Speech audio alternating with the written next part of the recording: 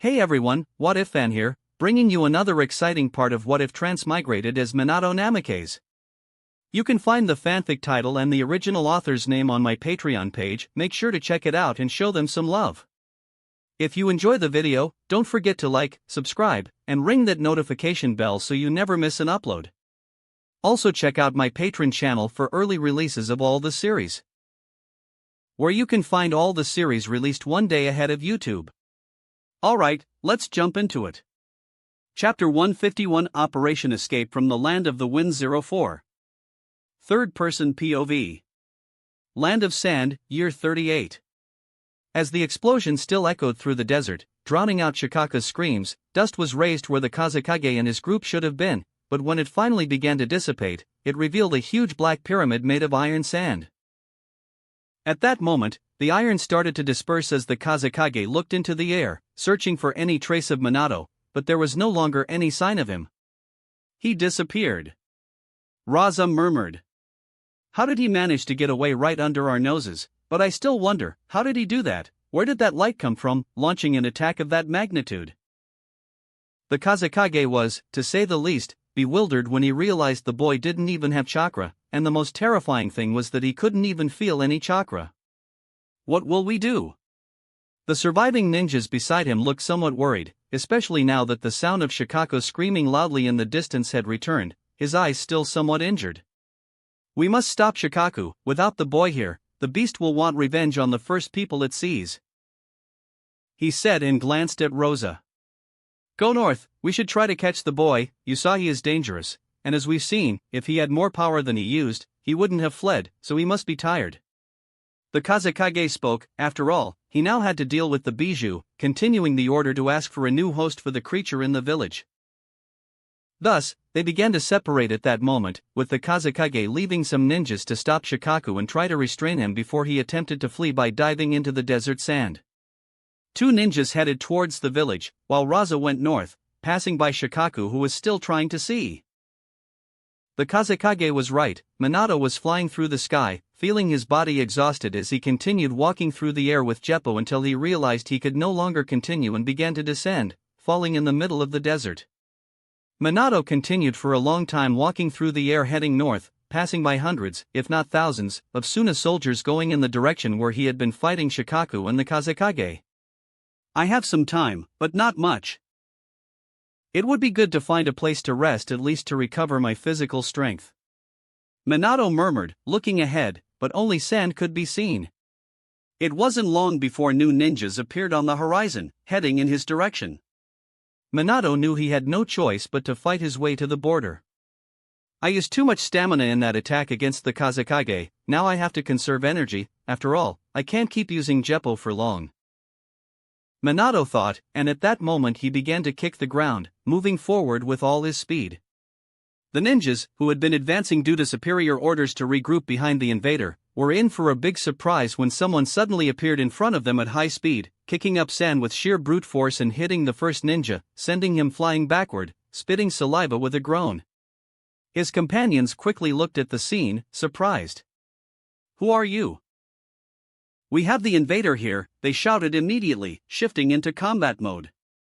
Minato kicked the air again and rushed forward, kicking the ninjas, relying solely on taijutsu, taking another one by surprise and knocking him down before he could react.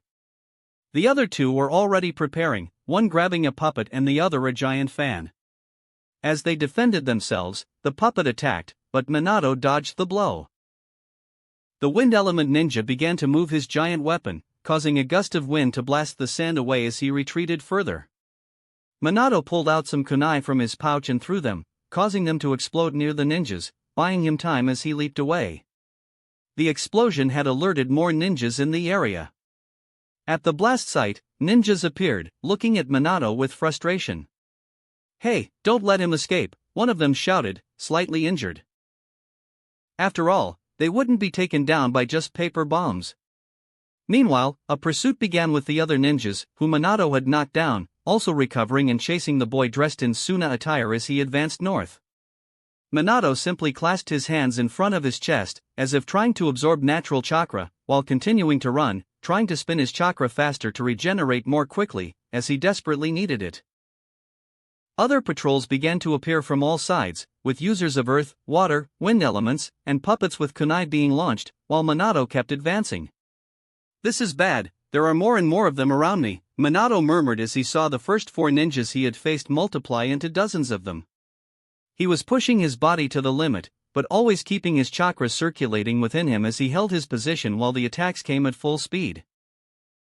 He used observation haki to try to dodge everything, surprising many of his attackers by zigzagging away from their strikes. He began to gather more chakra before turning towards them all and forming hand seals. In the next moment, he generated a flash of light, catching almost everyone by surprise and temporarily blinding dozens of ninjas who lost their sight. When they regained their vision, Minato was no longer there, having continued north, still pursued by those unaffected by the light. Minato kept running, knowing that soon those dozens of ninjas would turn into hundreds, making things even worse for him. He realized that after a while, no more ninjas were appearing ahead of him.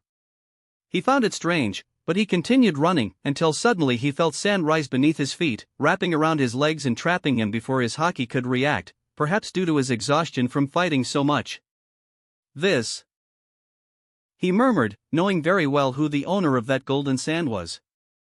With no choice, he threw a kunai with his fuinjutsu attached to it forward before disappearing and reappearing next to it, grabbing it and moving away from the sand, but losing all the chakra he had accumulated for that small teleport, with a slightly frustrated expression. Maintaining that frustrated look, he glanced at the ninjas appearing in front of him as one of them stepped forward from the 80 ninjas gathered there, with hundreds more approaching. "Raza," Minato commented. "You're at your limit, boy. Just surrender," Raza taunted, as Minato prepared his kunai. Minato knew he had to keep running, but he also knew he was reaching his limit. He would have to kill Raza there to get out of this country. It was a shame, because in Minato's opinion, Gaara would never be born. So, Minato prepared to fight, but before the battle could begin, suddenly, people started appearing from the north, rushing at full speed toward the group. Minato was surprised to see them and recognized them, jumping and beginning to throw several kunai toward the Suna group. Raza quickly went into defense mode. After all, there were at least 30 kunai with explosive tags. A series of massive explosions erupted as he shielded the ninjas around him with his golden sand, looking seriously at the group. Minato was a bit stunned as the people landed near him, and his gaze turned toward them. "Well, you look like you're in terrible shape, kid." Zelda's voice came from behind her mask. Minato was still wearing his desert attire, with only his eyes visible, but he was clearly recognized by everyone there. "You? What are you doing here?" Minato murmured, looking at his former squadmates. Alpha, Zelda, Horny, Echo, Blade, Ghost, Falcon, Whisper, Vortex, Mirage. He was quite surprised. After all, he didn't believe Konoha would send a team to rescue him so quickly. "Well, let's just say we found some orders to come here. We couldn't let our little mascot die like this, could we?" Well, one of them said. "Mascot? No, my student," Ghost murmured, while the others laughed, not appearing to be in front of several enemies. "Stop it. Minato, how are you?" Alpha, the leader of the group, asked, trying to restore order, as they were on a serious mission. Minato sighed. "I have very little chakra left and I'm pretty exhausted. If I can recover a little and you give me some time, I can help you," Minato said. Alpha nodded after that. "Great, you heard him, guys? Let's buy him some time and see if we can take down this Raza." "We can't run," said Alpha, fully aware of the situation. "Yeah, but he controls the damn gold," Whisper commented, and everyone already knew this enemy, famous enough to stand out in the war and be someone very powerful in the future. "Prepare for battle," Alpha reminded once again. Quickly, everyone saw Raza start to move his hands as golden sand began to approach them. Minato moved back a little, watching other ninjas trying to surround the area. The order was clear: eliminate him at all costs, Raza exclaimed. All members of the Phantom Squad began to fight. Minato knew he didn't have much time. After all, the squad was designed for infiltration missions and wasn't specialized in direct combat. He stood aside, hands clasped again, observing the battle. Other ninjas managed to pass through the enemies. After all, it was 80 ninjas against 12, and they quickly became outnumbered. Minato started fighting using only his legs while trying to recover his chakra. This went on for a while, but no matter how hard they fought, they couldn't get past Raza. "Damn, this guy is tough to fight," Horny murmured from the group. "Hey, kid, how are you doing? We need your help here," Vortex shouted. 15 minutes had passed, and they were already exhausted just trying to stay on their feet while attempting to hold on for as long as possible. "Give me a sword." Minato nodded after taking down another ninja. Ghost tossed his sword, and Minato finally released his clasped hands, placing the hilt in his mouth. He pulled out a special kunai from his pocket and leapt into the air, throwing it toward Raza while using multi-shadow clones. Raza quickly raised a wall of gold in front of him. The kunai struck the wall, but one particular kunai passed through a weak spot in the defense, flying through the air. Minato reappeared on top of it, grabbing it and hurling it downward in the next moment, catching Raza by surprise. Raza jumped back, slightly stunned, as his golden wall crumbled. At that moment, everything seemed to happen in slow motion. With lightning speed, Minato appeared right in front of Raza, grabbing Hataki's sword before throwing it, enveloped in light. In the next instant, Raza felt a massive pain in his chest, and his body was violently thrown back, imitating an explosion across the desert in a straight line of light. The golden sand began to crumble as Minato advanced to finish him off. "Commander Raza," the Suna ninjas exclaimed. They looked at Minato in their midst, who began advancing to strike back. Minato disappeared and reappeared among his allies, kneeling as his chakra, once again, reached its last drop. "Hey, grab him! Let's get out of here!" Alpha exclaimed, and quickly one of them grabbed Minato and began moving. "Hey, don't let him escape," the Suna ninjas shouted, but now, with much less. Chapter 152 Operation Escape from the Land of the Wind 05. Third-person POV. Land of Sand, Year 38. Finally finished. The Kazekage was watching his ninjas finish sealing Shikaku inside the new Jinchuriki, as the latter received the final portions of the beast's chakra. "Yes. Kazekage-sama," a ninja spoke while wiping the sweat along with 10 others as they performed the Jinchuriki sealing. "Now we must check the situation to the north. Any news from Raza and the other ninjas?" The Kazekage asked with some concern, as they were taking too long to report, and Minato should have been an easy target after what happened. Everyone remained silent at that, but suddenly, a shadow appeared on the horizon, revealing a ninja running urgently towards them. "Kazekage-sama. Report on the pursuit." He quickly knelt before the Kage, speaking in an urgent tone before the Kazekage could say anything. "There are reinforcements from the Leaf Village inside the Land of Wind. They interfered with our attempt to capture the invader, and Raza-sama was injured by him," he reported.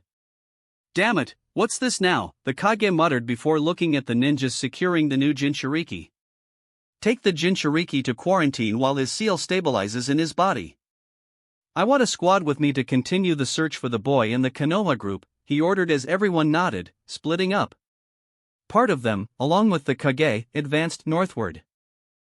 Knowing they had little time before catching up to them, the Kage encased his feet and those of his companions on an iron platform, advancing at much higher speed towards their target. It was a race against time. They weren't the only ones racing against time, as the Konoha ANBU squad that came to rescue Minato was in the same situation. "Let's go! We're almost there." The Phantom squad was getting closer to the border, though still many kilometers away. They had about an hour while they continued carrying Minato, with many of them injured after the battle with Raza. "Damn, these guys are pretty persistent," Horny said, holding his broken shoulder, glancing back at the Suna ninjas who continued pursuing them and attacking from behind. The Phantom squad had to constantly defend themselves, which slowed their movement slightly, but they still pressed forward, not letting Suna get close. They kept setting traps along the way, a specialty of the squad. "This is getting bad. Even without Raza, they're increasing the number of ninjas, and we won't last much longer like this," Falcon spoke as his insects monitored the enemy's movements, gathering from all sides except the north. "Sensei.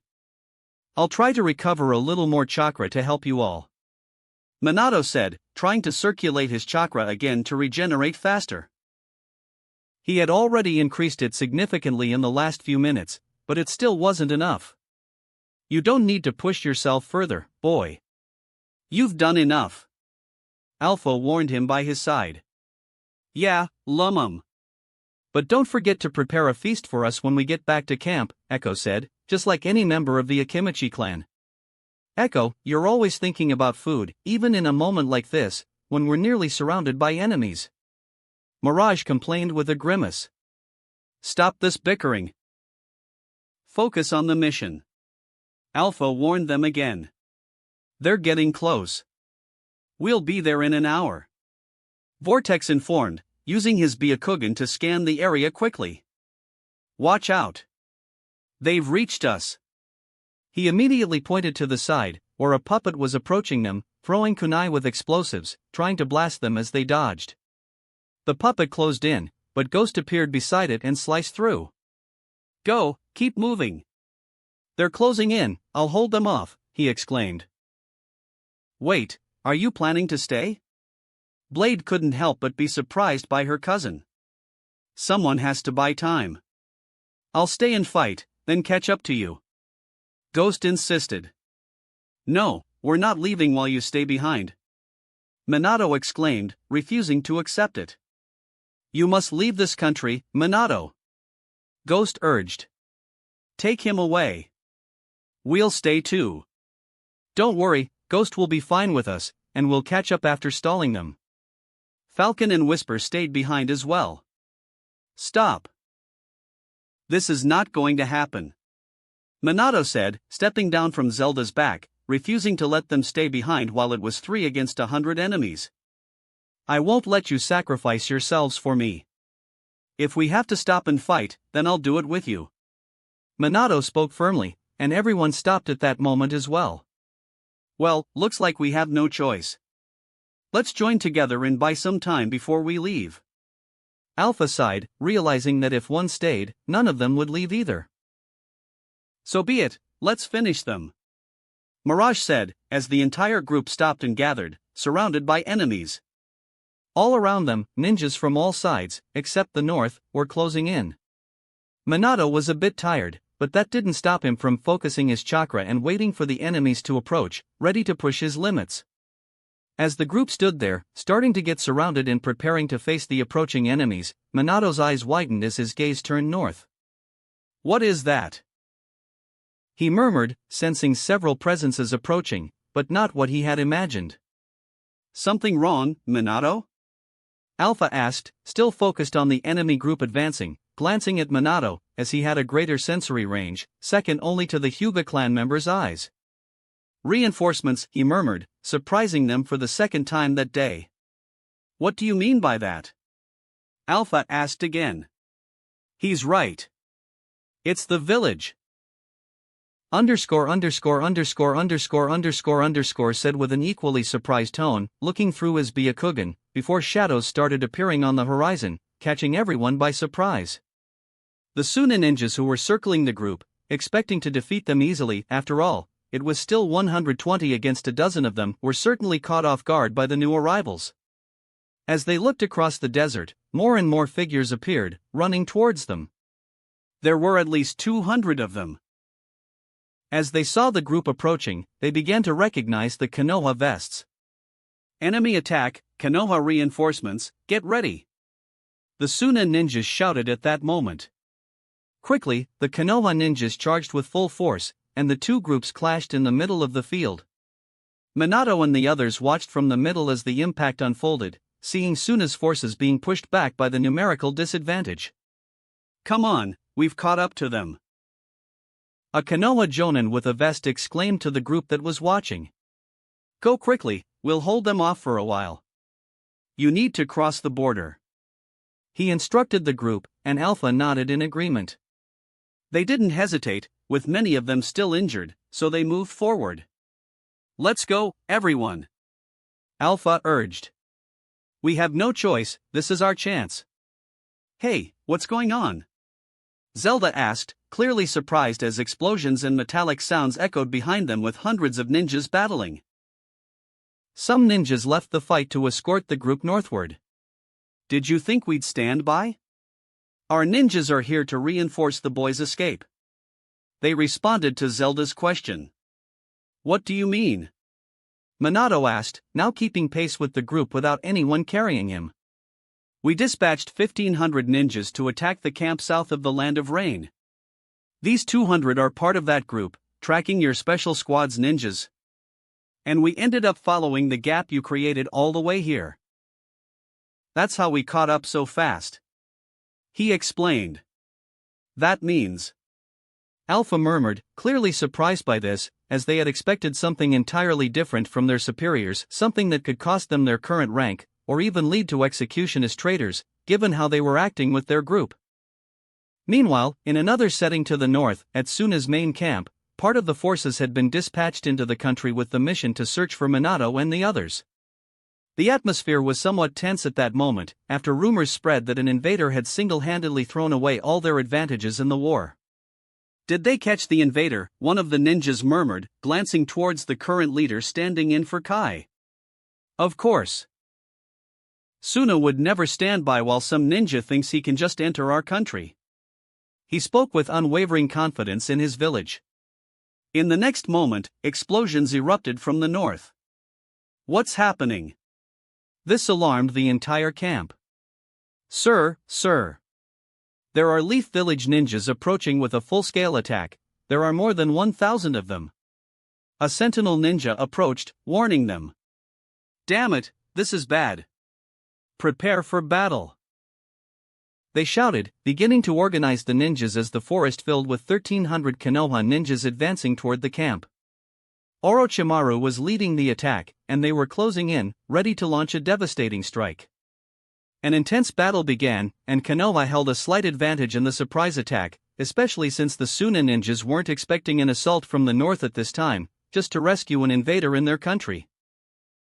Meanwhile, the Kazekage continued his advance north for the next few dozen minutes until they finally arrived where Raza was being treated by Suna ninjas, unconscious. The Kazekage circled the area, only casting a frustrated glance before moving on. 10 minutes later, ninjas approached them. Kazekage-sama. We have a serious situation to the north, they shouted from the ground as they saw him passing by, and the Suna Kage saw it was indeed grave and descended to them. Speak. The Kazekage ordered. Kazekage-sama, Konoha is attacking the main camp. The place is turning into chaos. There are over 1,000 of them, and we are losing the advantage in this surprise attack with no powerful ninja to handle Orochimaru from Konoha, one of them reported. What? The Kazekage murmured, surprised, before clenching his fists in frustration. Konoha is doing this to try to get the boy. He muttered, deep in thought, but also surprised. I can't let myself feel this way. I've seen what he's capable of, a child who can fight against a bijou alongside me and the best Suna ninjas, he thought, acknowledging that Minato surpassed all the standards he knew in the ninja world throughout his life. If it were true that Konoha was finishing the mission to save him, he had no choice but to support his ninjas. What would happen if Minato managed to escape? It would be a shame that would haunt him for the rest of his life, a disgrace to his village in front of the entire ninja world. But he had no choice. Alright, regroup all ninjas in the desert. Keep a group pursuing the invaders, but we must focus on Konoha's attack. Let's head to the front lines, he commanded, ultimately advancing toward the northwest instead of the north where Minato and the others were headed. Meanwhile, Minato's group continued moving forward, no longer being pursued by the dozens of previous ninjas. As they got closer to the border, more Konoha ninjas joined them after the conflict, managing to halt the advance of the Suna ninjas. With some injured, they hadn't killed many of Suna's forces, but it was enough to delay them. Come on, we're almost there, they exclaimed, excited, and Minato could already see the forest beyond the desert on the horizon. Looks like we made it. Zelda cheered. I'm going to eat a lot after this. Echo said excitedly, despite being a little injured. Tisk Mirage, always picking on him, clicked his tongue. Anyway, it was a successful mission, and we managed to show those Suna guys who's boss. Horny celebrated. After this mission, we're going to make so many jokes about them. Zelda said, satisfied. Minato, you really did the impossible, didn't you? Well done, just as expected from my apprentice. Ghost laughed. He's not your apprentice, you idiot. Mirage teased. I'm proud of you, boy, well done. Falcon, his former academy instructor, couldn't help but look at Minato with a certain pride. As the others outside the Phantom Squad, but still part of the group, advanced silently, they only smiled. Finally, the forest was right in front of them, the desert ending and giving way to a vast grassy field, and they continued moving forward, finally crossing into the border of the Land of Fire. Chapter 153, The Hero's Return. Third-person POV. Land of Sand, Year 38. The sound of feet touching the trunks as the ninjas propelled themselves forward echoed through the forest, while hundreds of Konoha ninjas continued to run through the forest they had finally reached after leaving the desert, heading north and going further north. The Phantom Squad was among the ninjas, and of course, there was Minato too, running at the center of the formation. More and more Konoha ninjas were arriving after leaving the Land of Wind as they finally started returning, joining them. Do we have enemies following us? One of the ninjas asked the group. No one followed us, sir. They went north to help with the attack on their camp, the ninja replied as their leader nodded in agreement. And how's the situation with the wounded? The lead jonin asked. We have 43 wounded, some seriously, but no losses. We had the advantage since we outnumbered them and attacked from the north, so we're fine. Another ninja responded. Wow. I still can't believe we managed to invade the Land of Wind, find Minato in the desert, and escape. I'm definitely taking a vacation after this. Zelda said with a smile. I have to agree with you. Our rebel mission was a success. It's hard to believe, Echo said. We had reinforcements at the last moment, so we managed after all. Horny said. But it's impressive. Our boy is gaining enough confidence to lead so many ninjas, as expected, Minato. Falcon said, smiling behind his mask. Thank you, guys, Minato murmured, grateful. Come on, kid, you just became a war hero. Everyone already knows what you've done by now, Blade said, sparking a look of surprise in Minato, who looked back, not knowing what to think about this statement. Don't look like that, kid. You just changed the course of the whole battle. Maybe it's finally time for us to have our own advantage in this war. We've been losing for years. Shio's poison wasn't created long ago, and we got the antidote thanks to your actions. Do you know what kind of impact this will have on the war? Besides, it will take a long time for Chio to create another poison, so we can rest until then, Alpha said as they continued through the forest, then added. This brought hope to our army, and it was you who did that by risking yourself on such a suicidal mission. So yes, you are a hero now, he finished, smiling behind his mask. Minato scratched his head but kept moving forward without further comment. His companions were all wounded, or at least most of them, and all he wanted was to finally reach the camp to rest. His body was already at its limit. He wasn't feeling healthy at all, exhausted after so many battles using chakra and stamina. The group continued, with no more pursuers, until they finally met up with other ninjas, who were waiting for them ahead. Among them was a man, smiling as he saw Minato, leading them and waiting for them to approach. Sensei! Minato called out, looking at Jiraiya, who quickly approached him. Come on, everyone, we need to escort them back to the camp, he said, then looked at Minato. You did well on this mission. Honestly, I would never have sent you on something like this, but you always know how to exceed everyone's expectations. Jiraiya commented, admiring the success of Minato's crazy operation. Thanks for the honesty. I guess. Minato replied. As they advanced, the war in the west continued. A giant chaos ravaged the battlefield. Giant serpents had been summoned by Suna's enemies and were advancing against the desert country's ninjas, who used puppets, jutsus, and paper bombs to defend themselves. Explosions were happening all the time, and with many ninjas leaving for Suna in recent days to search for Minato, Suna was at a disadvantage. Even so, Suna's forces began to return from the desert and were slowly starting to turn the tide of the battle as more and more groups joined under the Kazekage's orders. The turning point happened when the presence of the Kazekage himself appeared on the battlefield, as two other important ninjas, Raza and Kai, were not there, both being unable to fight after being taken down by Minato. Another person who joined the reinforcements was Chiyo herself, along with her son's wife. Orochimaru, leading the attack, resisted as long as he could, but eventually, he began to lose ground. In the end, with no choice, Orochimaru finally raised his hand to everyone. "We're going to retreat," he finally ordered. The ninjas began to pull back, and the snakes vanished into smoke. The Kazekage watched this with a frustrated expression, observing the battlefield. "What are we going to do now?" one of the ninjas asked. "It won't do us any good to chase them now.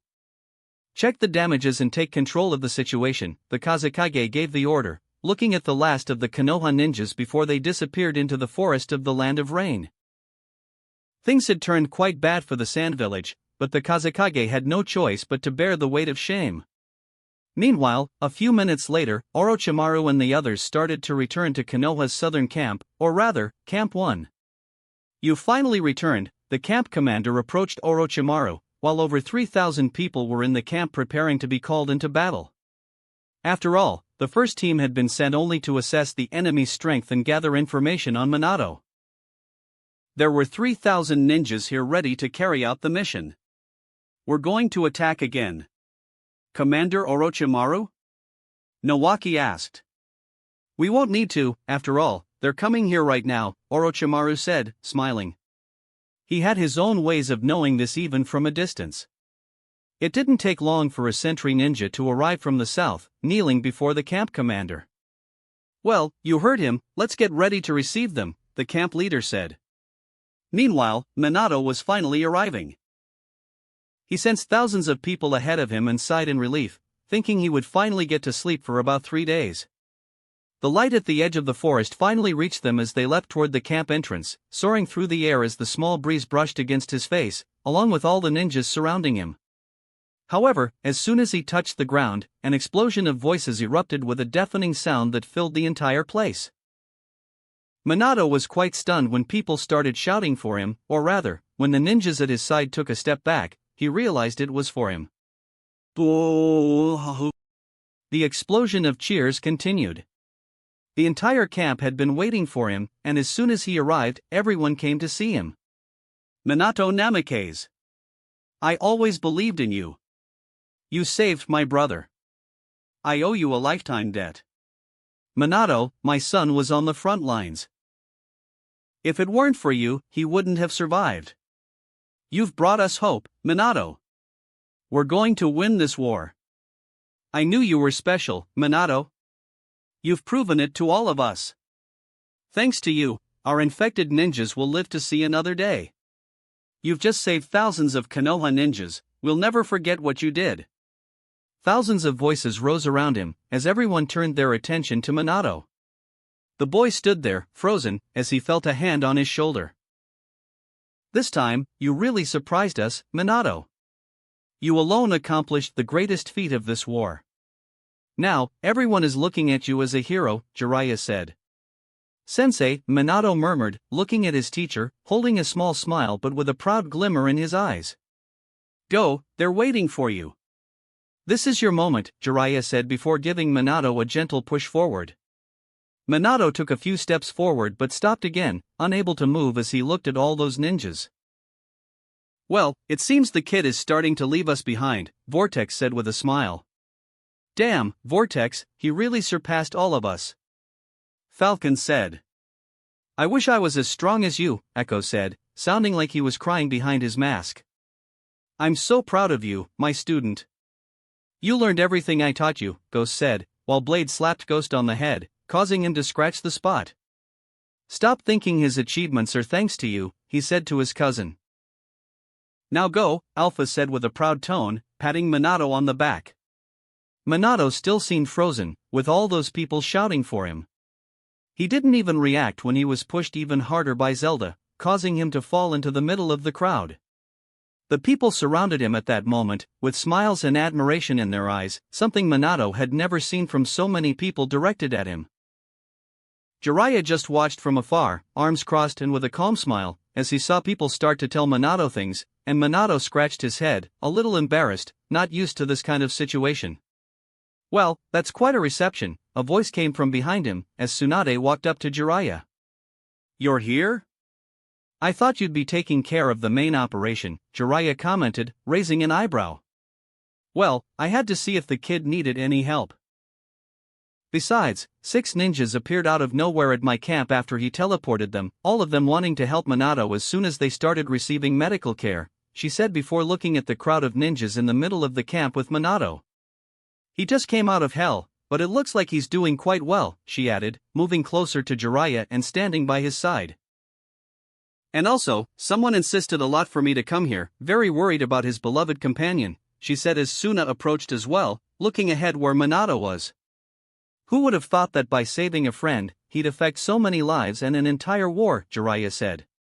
"You knew this would happen sooner or later. Minato has all the qualities, he just needed the right moment. Even so, I'm stunned to think he's done something even more impressive than usual. Besides, thanks to him, my daughter is alive," Tsunade responded. "It's a shame he's not used to crowds yet, but I'm sure soon enough, he'll have to be." Jiraiya murmured. "Are you talking about your destined student or wearing that hat?" Tsunade asked. "Maybe both." Jiraiya smiled widely this time as he said that. Tsunade didn't reply, her eyes falling on the girl beside her, keeping a curious and uncertain look as she watched her friend from a distance. "You're not going over there too?" Tsunade asked Suna, who seemed to hesitate. "I don't think so. I'll wait to talk to him later, there are too many people there." "He won't hear me like this," Suna murmured. "Wow, I wish I had had that kind of relationship in my teenage years with a certain woman," Jiraiya couldn't help but murmur. "That woman is very well married, Jiraiya," Tsunade replied, her tone quite serious. Jiraiya just shrugged, turning his attention back to Minato, while the crowd chanted his name in unison. "Minato! Minato! Minato! Minato! Minato!" Minato was lifted into the air by the crowd as many cheered and clapped, with smiles and shouts of admiration echoing around him. Minato couldn't help but smile at that moment, affected by everyone's feelings. Konoha had finally found a hero who was just at the beginning of his legend, a story that would go far beyond this war in the coming decades, one that would affect the entire world, and in time, there would be no one who hadn't heard of Minato Namikaze. Chapter 154, Feelings. Third-person POV. Land of Sand, Year 38. Minato jumped to one side of the forest, sighing as he finally had a moment of peace after all the commotion that had been happening since he returned. He was happy that he helped so many people, but he was a little unsettled by his own reception, which went on for hours and didn't seem to end, so he ended up sneaking away at the first opportunity. It was nice and contagious how everyone called him a hero, but he wasn't used to this kind of constant attention focused on him. He finally stopped by a river, approaching to splash some water on his face, while taking off his shirt and jumping into the water wearing only his shorts, finally getting rid of the clothes he had worn in Suna to wash off a bit and relax at last. Man, I needed this after spending some time in the desert, even though it wasn't that many days. Still, I could never live in a place like the Land of Wind. Minato murmured while floating, looking up, watching the clouds slowly moving across the sky. This lasted for a while until he felt a presence approaching this place. He had sensed her presence before but noticed that she didn't come near him during the celebrations. She must have followed him after scanning the area, and Minato wouldn't mind seeing her, after all, he wanted to check on her. It didn't take much longer for her to land in front of the river where Minato was bathing in his shorts, while she looked at him with some caution. "Minato," Suna murmured. "Suna." Minato, still floating, turned his face to her with a sincere smile. "You're okay, that's great," he said. "Thanks to you," she murmured, with a gaze full of tenderness. "But still, you shouldn't have done that, you should have let me die." when they told me you touched my arm and took the poison too. I couldn't believe it. In the end, she let a few tears fall. Hey, I don't regret anything I did. Minato approached the edge of the river where Tsuna was crouched, looking at him with some tears. Even so, you shouldn't have risked yourself like that for someone as foolish as me. I would never forgive myself if you died in the land of wind, she said, her heart quite shaken. I already told you I don't regret anything. You're someone precious to me, and I wouldn't hesitate to save you. Minato spoke with a sincere tone as he touched her face. Tsuna felt his touch as he tried to wipe her face, and she looked at him with a somewhat lost gaze in his blue eyes. I know, it's just, she murmured, holding his hand against her face. Things felt natural as they both looked at each other for a moment, entranced with one another, one on the shore and the other in the water. Tsuna was moving her body on her own while feeling Minato's touch, getting closer to him, parting her lips. Tsuna was startled when she felt her body suddenly moving forward as Minato pulled her into the water. What are you doing? She barely had time to react and could only scream as Minato pulled her. You're not going to stay up there while I'm in the water, join me. Minato exclaimed with a smile, completely breaking the trance they were in. What are you doing, Minato? Tsuna was in a bad mood this time as she stood up in the water, splashing it around while pointing at Minato. Ha ha ha ha. Minato laughed, not caring that he had just broken a romantic moment. You idiot! Idiot, she exclaimed furiously before punching the water so hard it splashed all over Minato, who was a little surprised by it. Hey, you really want this? Minato laughed and began punching the water, sending it with force towards Tsuna, who was also surprised as the water hit her face before she threw another punch at the water. Ha ha! She couldn't help but laugh, excited by everything, her mood changing as she looked at Minato's face. Ha ha ha! Minato also laughed before giving another splash and hitting her with water again. Both had strength beyond that of a normal human, and this resulted in a water fight that lasted for minutes, with both laughing at each other. Tsuna watched Minato laughing after they finished, while she looked at him with a bit of a pout. Minato, she murmured after things calmed down. Minato looked at her. Do you remember my last words when I was poisoned? I don't remember very well what I said, I was delirious, you know. Tsuna suddenly spoke with a deep blush, hiding most of her face in the water so she wouldn't have to face Minato, who was now smiling. So, I'm not loved by my friend, that's a little disappointing. Minato said quite boldly to Tsuna. You remember, she exclaimed, startled, not knowing where to put her face. After all, she had opened up her feelings thinking it would be her only chance to confess to the one she loved. But, considering Minato's words, she quickly responded differently. Of course I love you, as a friend. But not like that, after all, you have Kushina. She murmured at the end with a somewhat sad tone. Tsuna was surprised once again as she saw Minato looking at her in the water, his expression calm, without that playful smile anymore. Tsuna, he said, grabbing her by the waist and lifting her out of the water, returning to the same atmosphere they had before he playfully threw her in. She felt Minato's hand on her waist. I really want to know. Do you truly love me?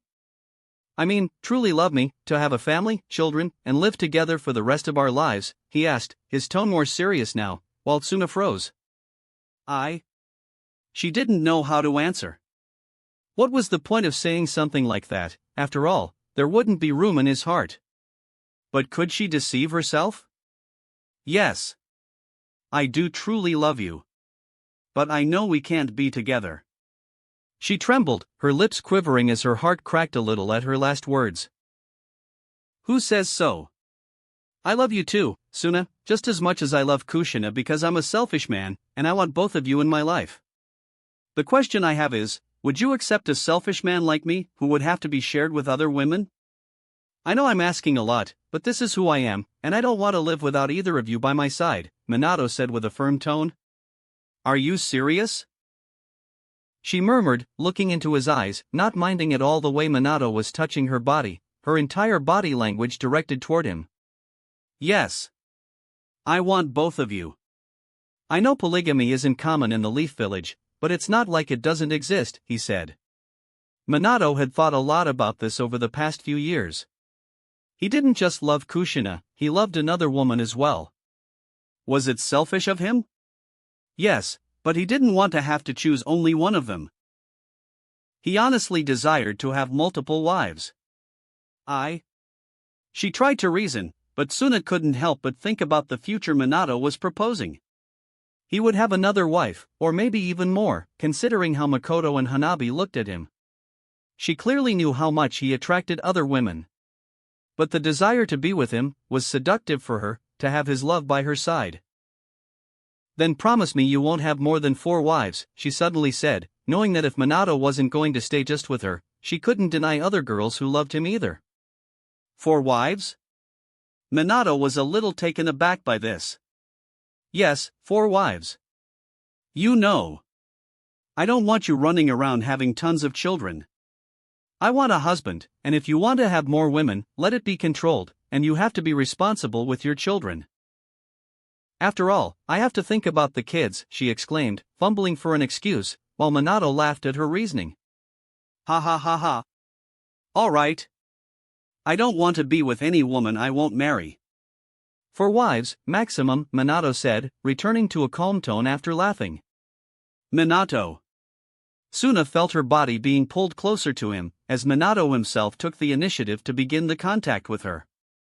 Suna. I want you to be my wife and the mother of my children, he said, knowing that it was inevitable now, since she had confessed that she loved him and after he had felt the fear of losing her. After all, he loved her too, and he felt it was his duty to her as her future husband. She couldn't have been redder than she was now, looking at Minato with a happy gaze as she found herself moving closer to him. She couldn't help but think about her future, with flashes of it passing through her mind like a movie. Minato let her come closer, allowing their lips to touch. He couldn't help but think that, despite them still being young to start a relationship, they also lived in a world where 6-year-olds went to war to kill and die. Of course, Minato wasn't thinking about anything physical yet, but he was solidifying his commitment to his future family and wife. It wasn't their first kiss, but it was certainly the one they both took the initiative to have, as Suna kissed him deeply, trying to express everything she wanted to show Minato. They parted a moment later, both drenched from the river, and Minato smiled at her, speaking his own words. Suna, you are now my fiancé, he said. Fiancé? She was surprised. Yes, after all, if we are going to get married in the future, this is the official commitment to that, he replied. But you haven't even asked my parents for that yet, she exclaimed, then looked back at him cautiously. Second, what about Kushina? She certainly loves you, and will they accept this? You know, she's my family now too, and I don't want to hurt her. She murmured. You're right about the engagement.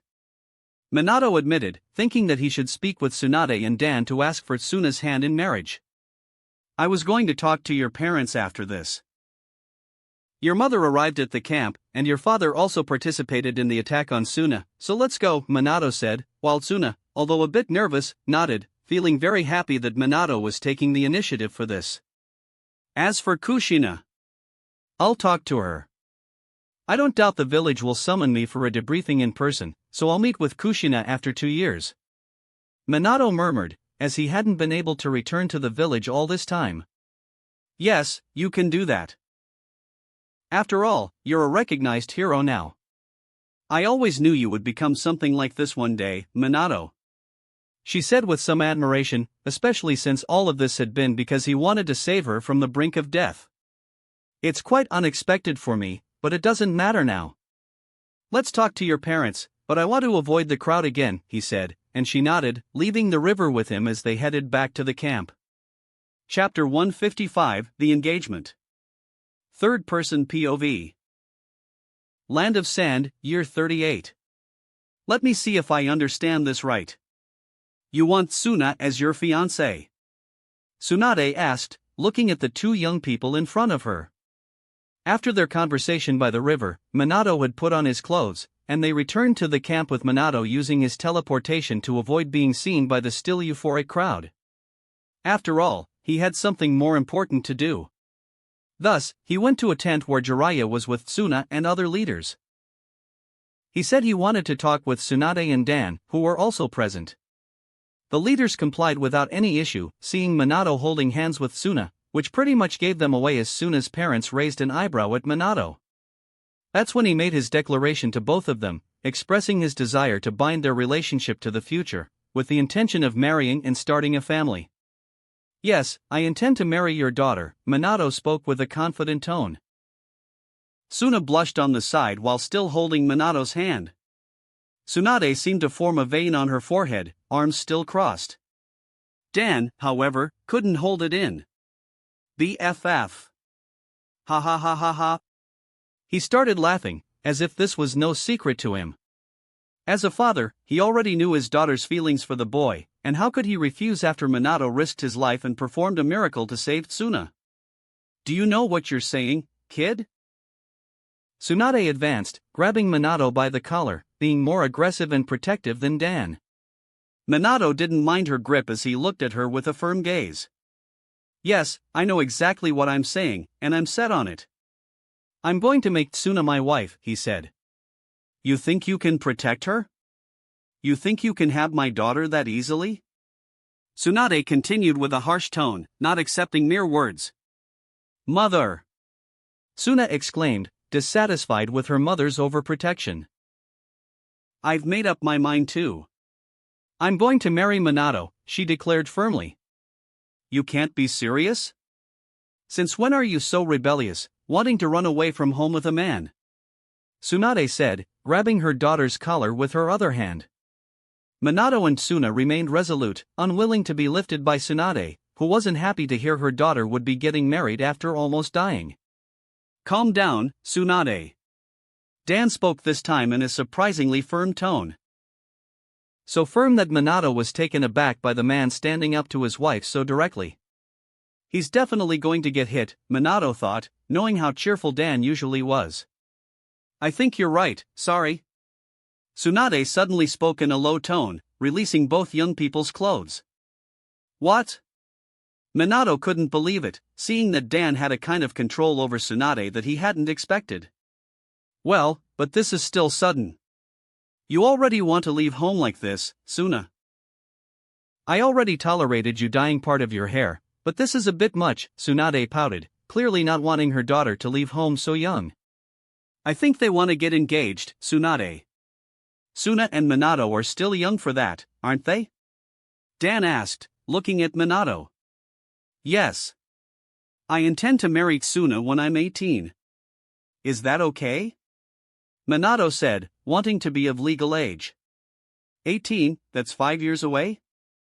You intend to take my daughter in 5 years, brat? Tsunade exploded again with a dissatisfied tone. Mother! I love Minato, just like you have Dad, I have Minato, and it's natural for us to get married. Tsuna spoke rebelliously.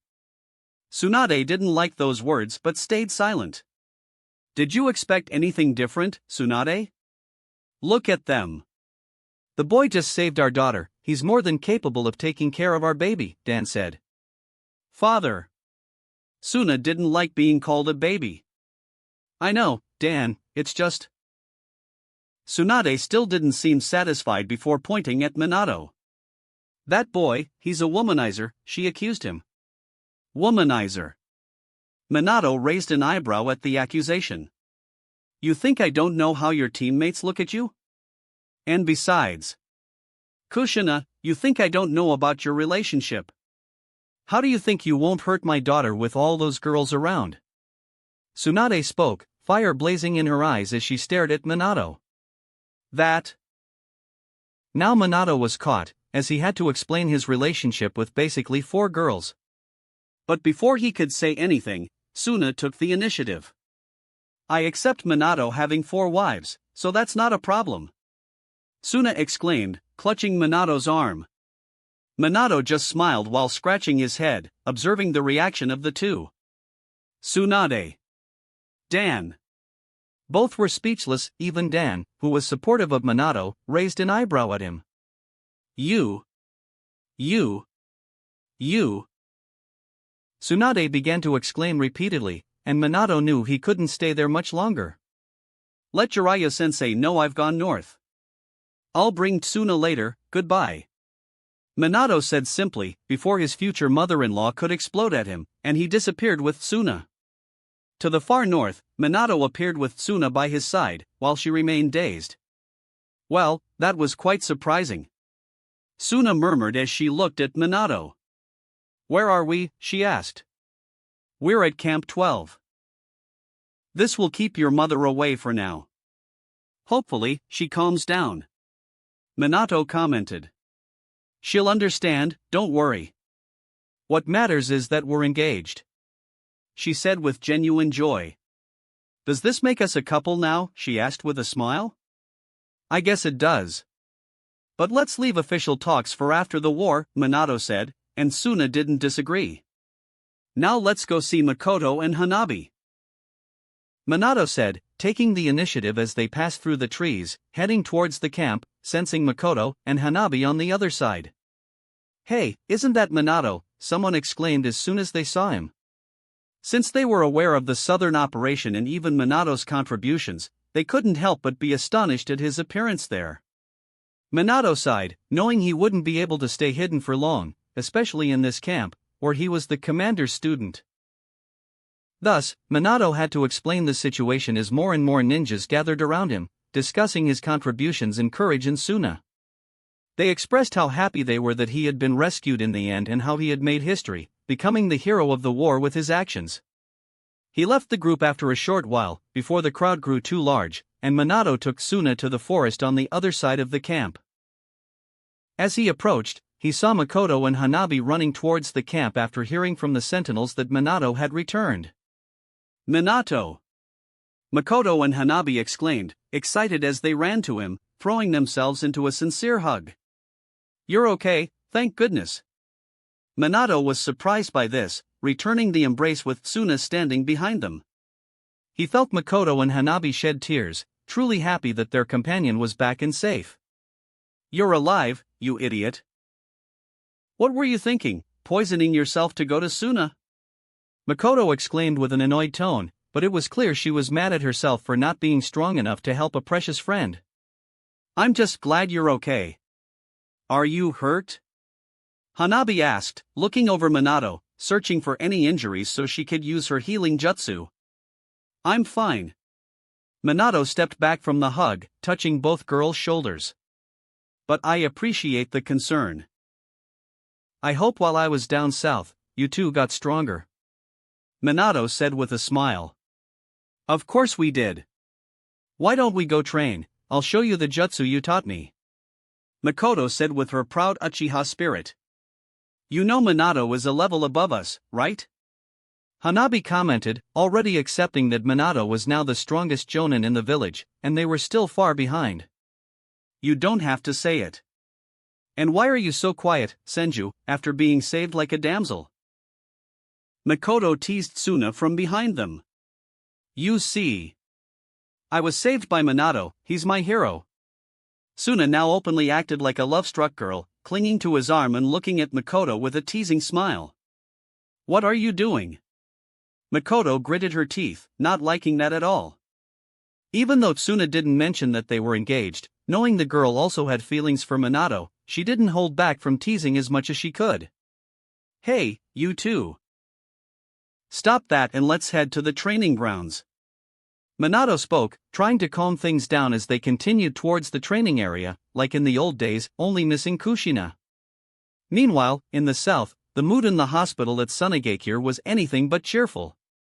Sasori was being hugged by his mother, standing in a room where his father lay in bed after taking a direct hit from Shikaku. According to reports, it was Minato himself who threw him into the middle of the attack as Sasori's father tried to retreat. Minato. Sasori would never forget that name.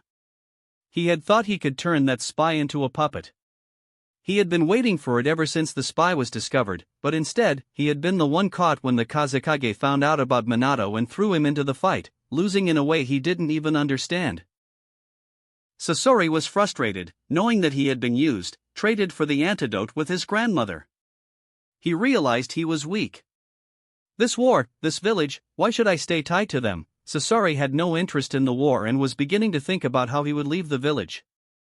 I must get stronger, and also specialize in Fuinjutsu, to start placing seals on certain people so I can do what I want in this village before leaving it. He murmured internally as he thought about his plan to turn someone strong into a puppet.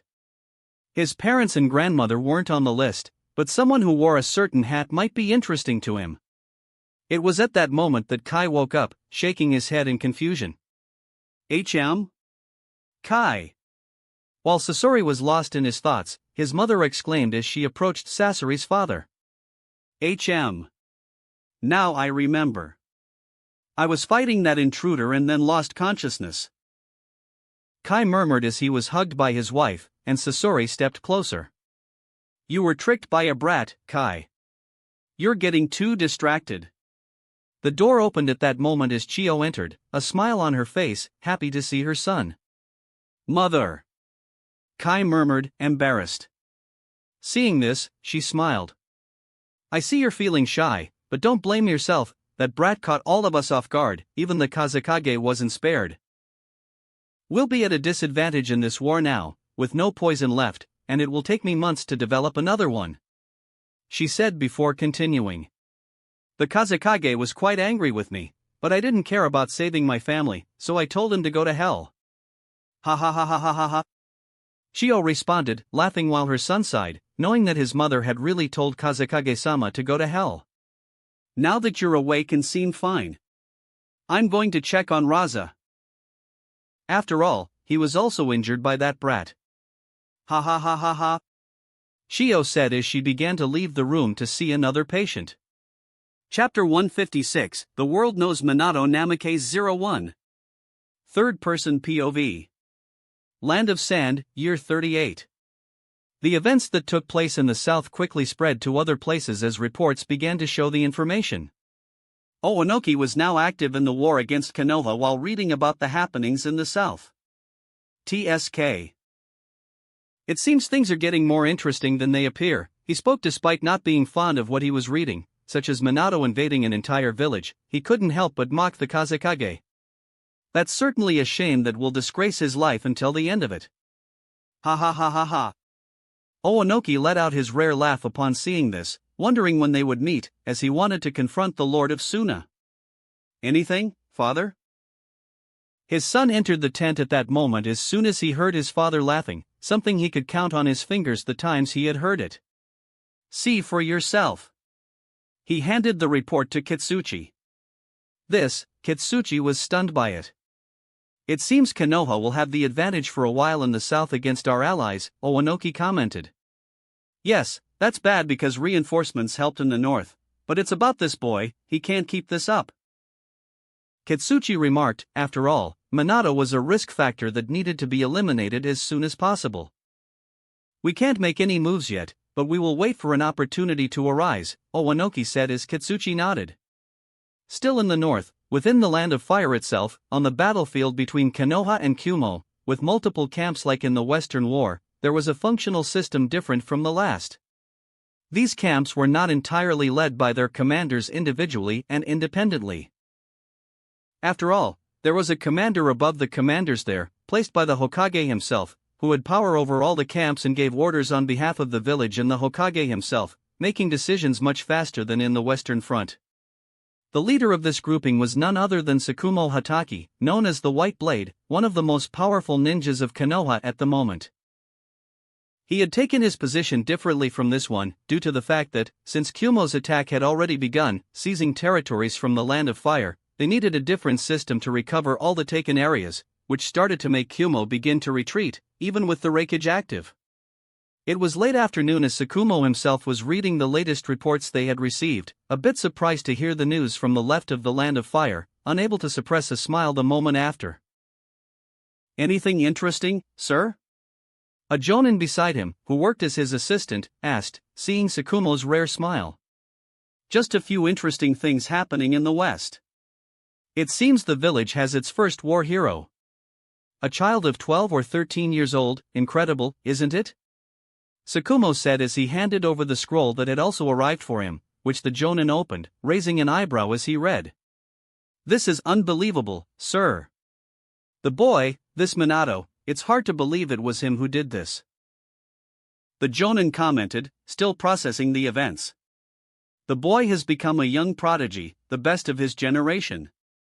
At just 12 years old, he possesses 2 S-rank jutsus, has completed numerous S-rank missions, and helped in the rescue of our Daimyo. Furthermore, he has done countless missions in ANBU squads, participated in important missions where he obtained the antidote for poisons from Chiyo of Suna to save thousands of ninjas, even before invading Suna as reported. That boy has already been helping in the course of the war.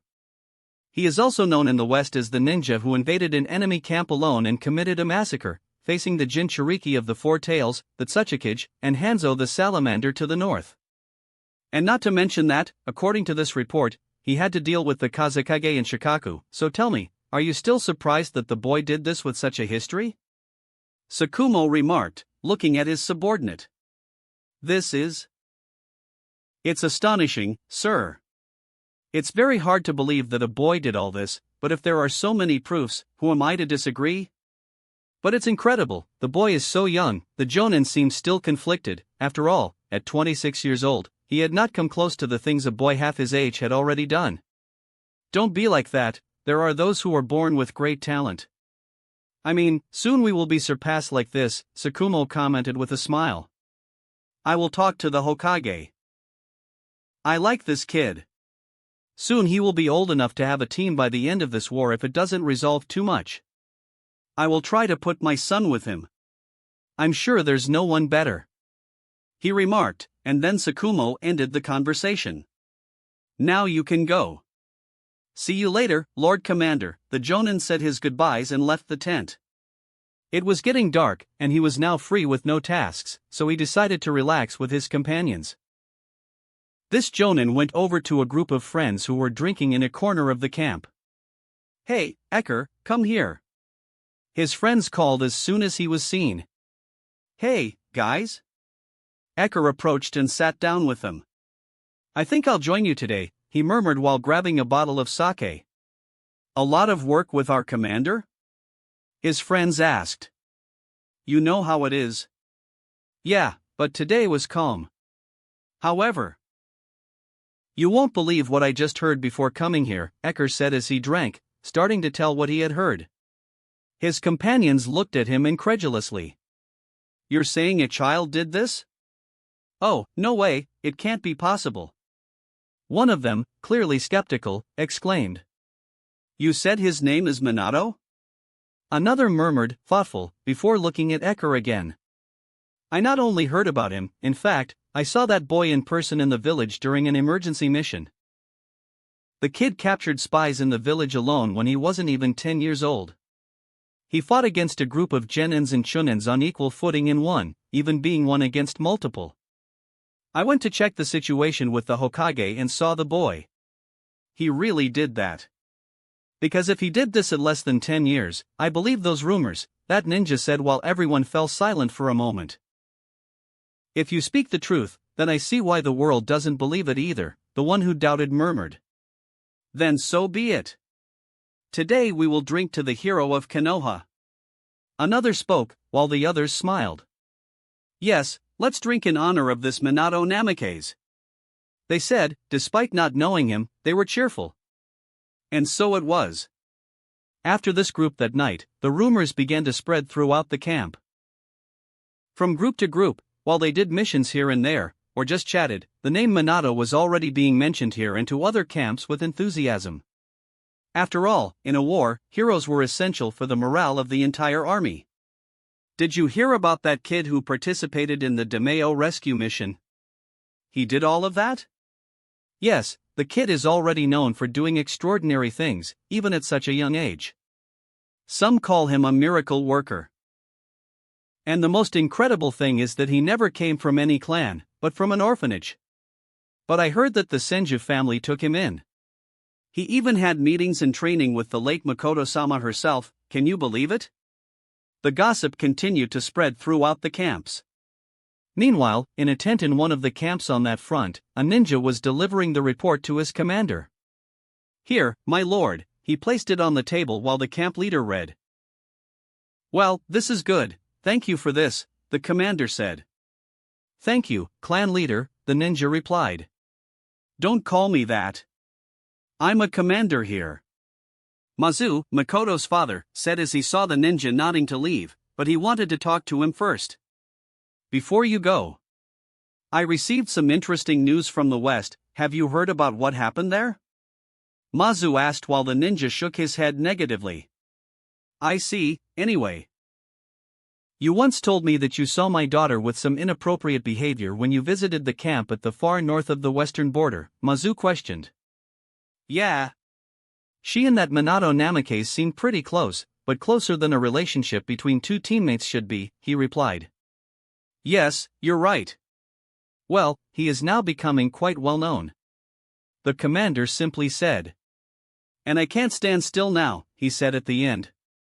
What do you mean, sir? The young man asked. The way you mentioned that my daughter was close to the boy. I can't let that happen. I can't.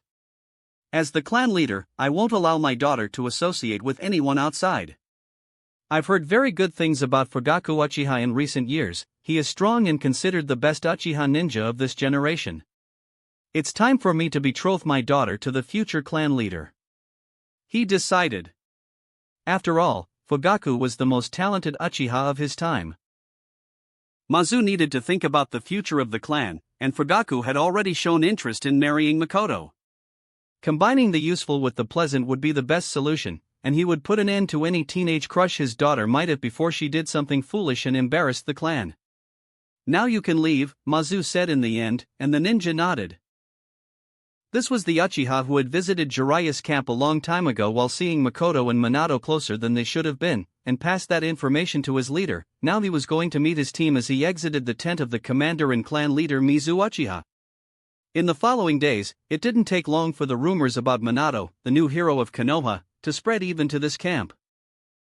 One of the students of that Uchiha was none other than Akame Uchiha, who felt especially frustrated upon hearing about Minato. He had been nearly the best in the class during the first year if it hadn't been for Minato defeating him. Now, he was being left behind while Minato was far beyond what he might achieve in his entire life. This frustrated him deeply. Where are you going? His sensei asked as soon as he saw him moving away from him while men talked nearby about the rumors. Akame didn't answer as he advanced toward the training area. Answer me. The sensei spoke again, now in a harsh tone. I'm going to train, sensei, Akame simply said, not stopping his walk. The sensei sighed. He knew the boy was frustrated. Akame continued walking through the forest until he found a place where he could train for hours without stopping to try to distract himself. Why do I feel this way? He murmured as jealousy and anger consumed him. He believed he would be the greatest Uchiha of his generation. Despite having demonstrated great talent by unlocking his Sharingan at 6 years old, his potential had not been as grand as everyone expected. There was even a certain disappointment in the looks of the clan elders. Makoto, the leader's daughter, also demonstrated great talent, easily surpassing him after she obtained her Sharingan too. He was a total failure. And so, Akame trained for hours, consumed by feelings of frustration. Meanwhile, far from there, a black and white mass emerged from the ground, observing the boy with interest. Especially the black part, which seemed pleased. He is quite dark, the white part murmured. Yes, that's exactly what we needed. The black part replied. That was exactly what Madara wanted. Maybe he is the chosen one. Zetsu Black spoke calmly. After all, they needed someone to carry out the mission as soon as Madara died. They had a plan to follow. A plan that involved a certain mother sealed on the moon for the greatest manipulator of this plan. Chapter 157, The World Knows Minato Namikaze 02. Third-person POV. Land of Sand, Year 38. Reikage-sama, some news has arrived from the south. A Kumo ninja, through spies, quickly learned of the events in Suna. The Reikage took the scroll and began reading. That fool from Suna was left behind, which proves how mediocre his country is. The third Reikage mocked the Mizukage. However, he hadn't finished yet. This is a risk factor that needs to be eliminated. The Raikage murmured, not stopping to think about the potential Minato represented. These achievements were not ordinary for a child, showing that Konoha had a ninja with potential that could become a major problem in the future. However, he had no way to deal with this now and would have to wait for Iwa and Suna to handle it, as he remained here in the north. Should we continue attacking Konoha's forces today, Hokage-sama? A Jonin murmured in front of him. Not yet, damn Uzumakis. Ever since they brought them to this battlefield, we can't use the Hachibi and Nibi properly. After all, we might lose them to sealing jutsus. They are another problem we need to get rid of soon, and I'm sure the other villages would also be interested in helping eliminate them, but that's a conversation for the future. The third Raikage said before sighing. Any news about our squad that entered the Land of Fire more than a year ago? He asked. After all, there was a group sent to infiltrate the Land of Fire after a battle involving thousands of ninjas, managing to send this group through a blind spot.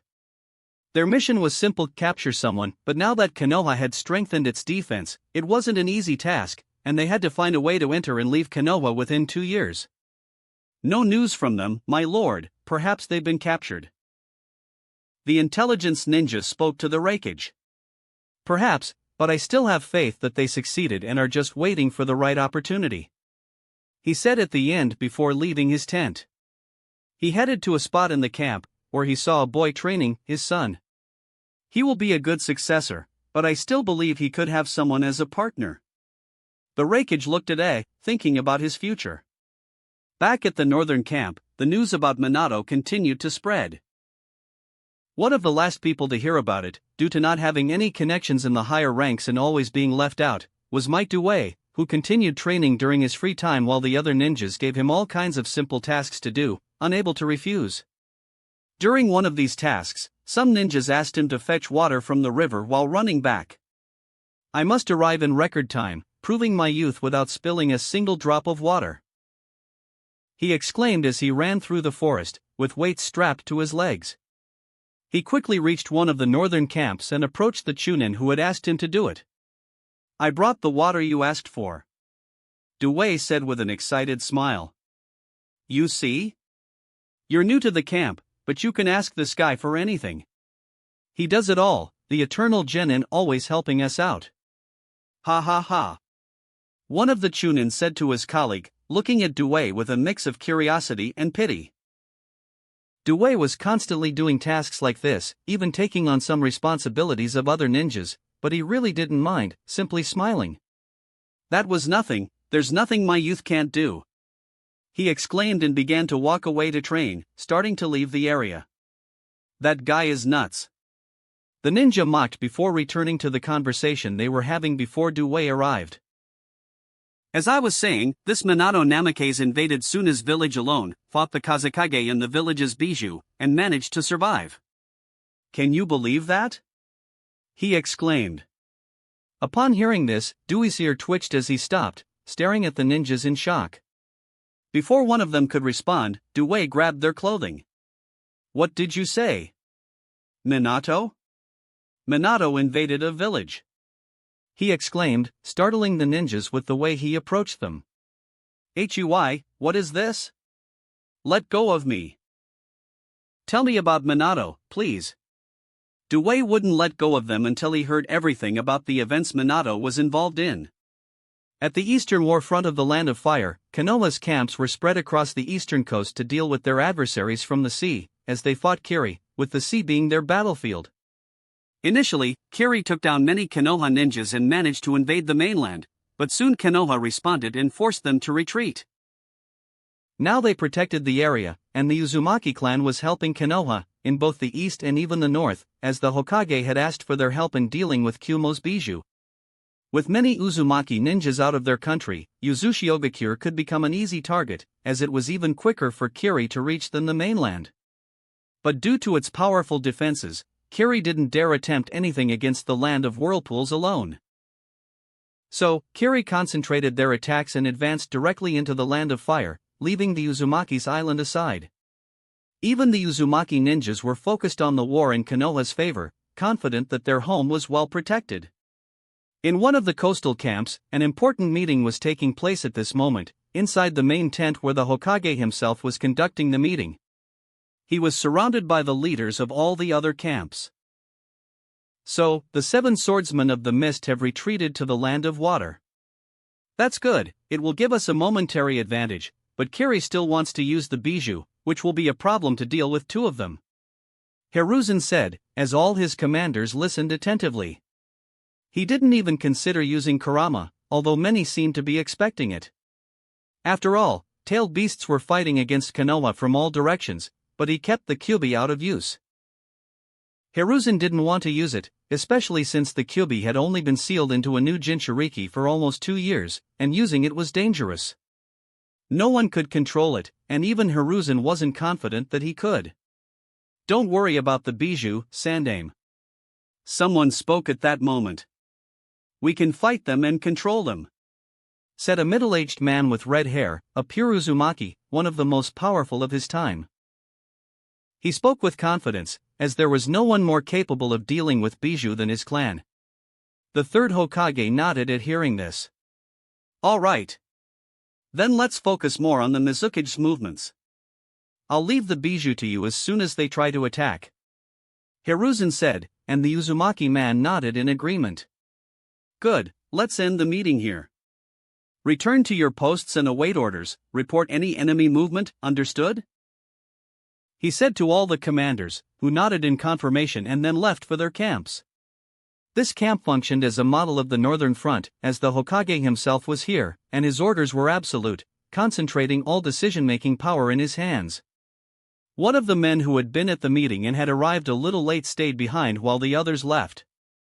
Hiruzen had been expecting him, watching as the man kept a serious expression. Danzo had suffered a lot in this war.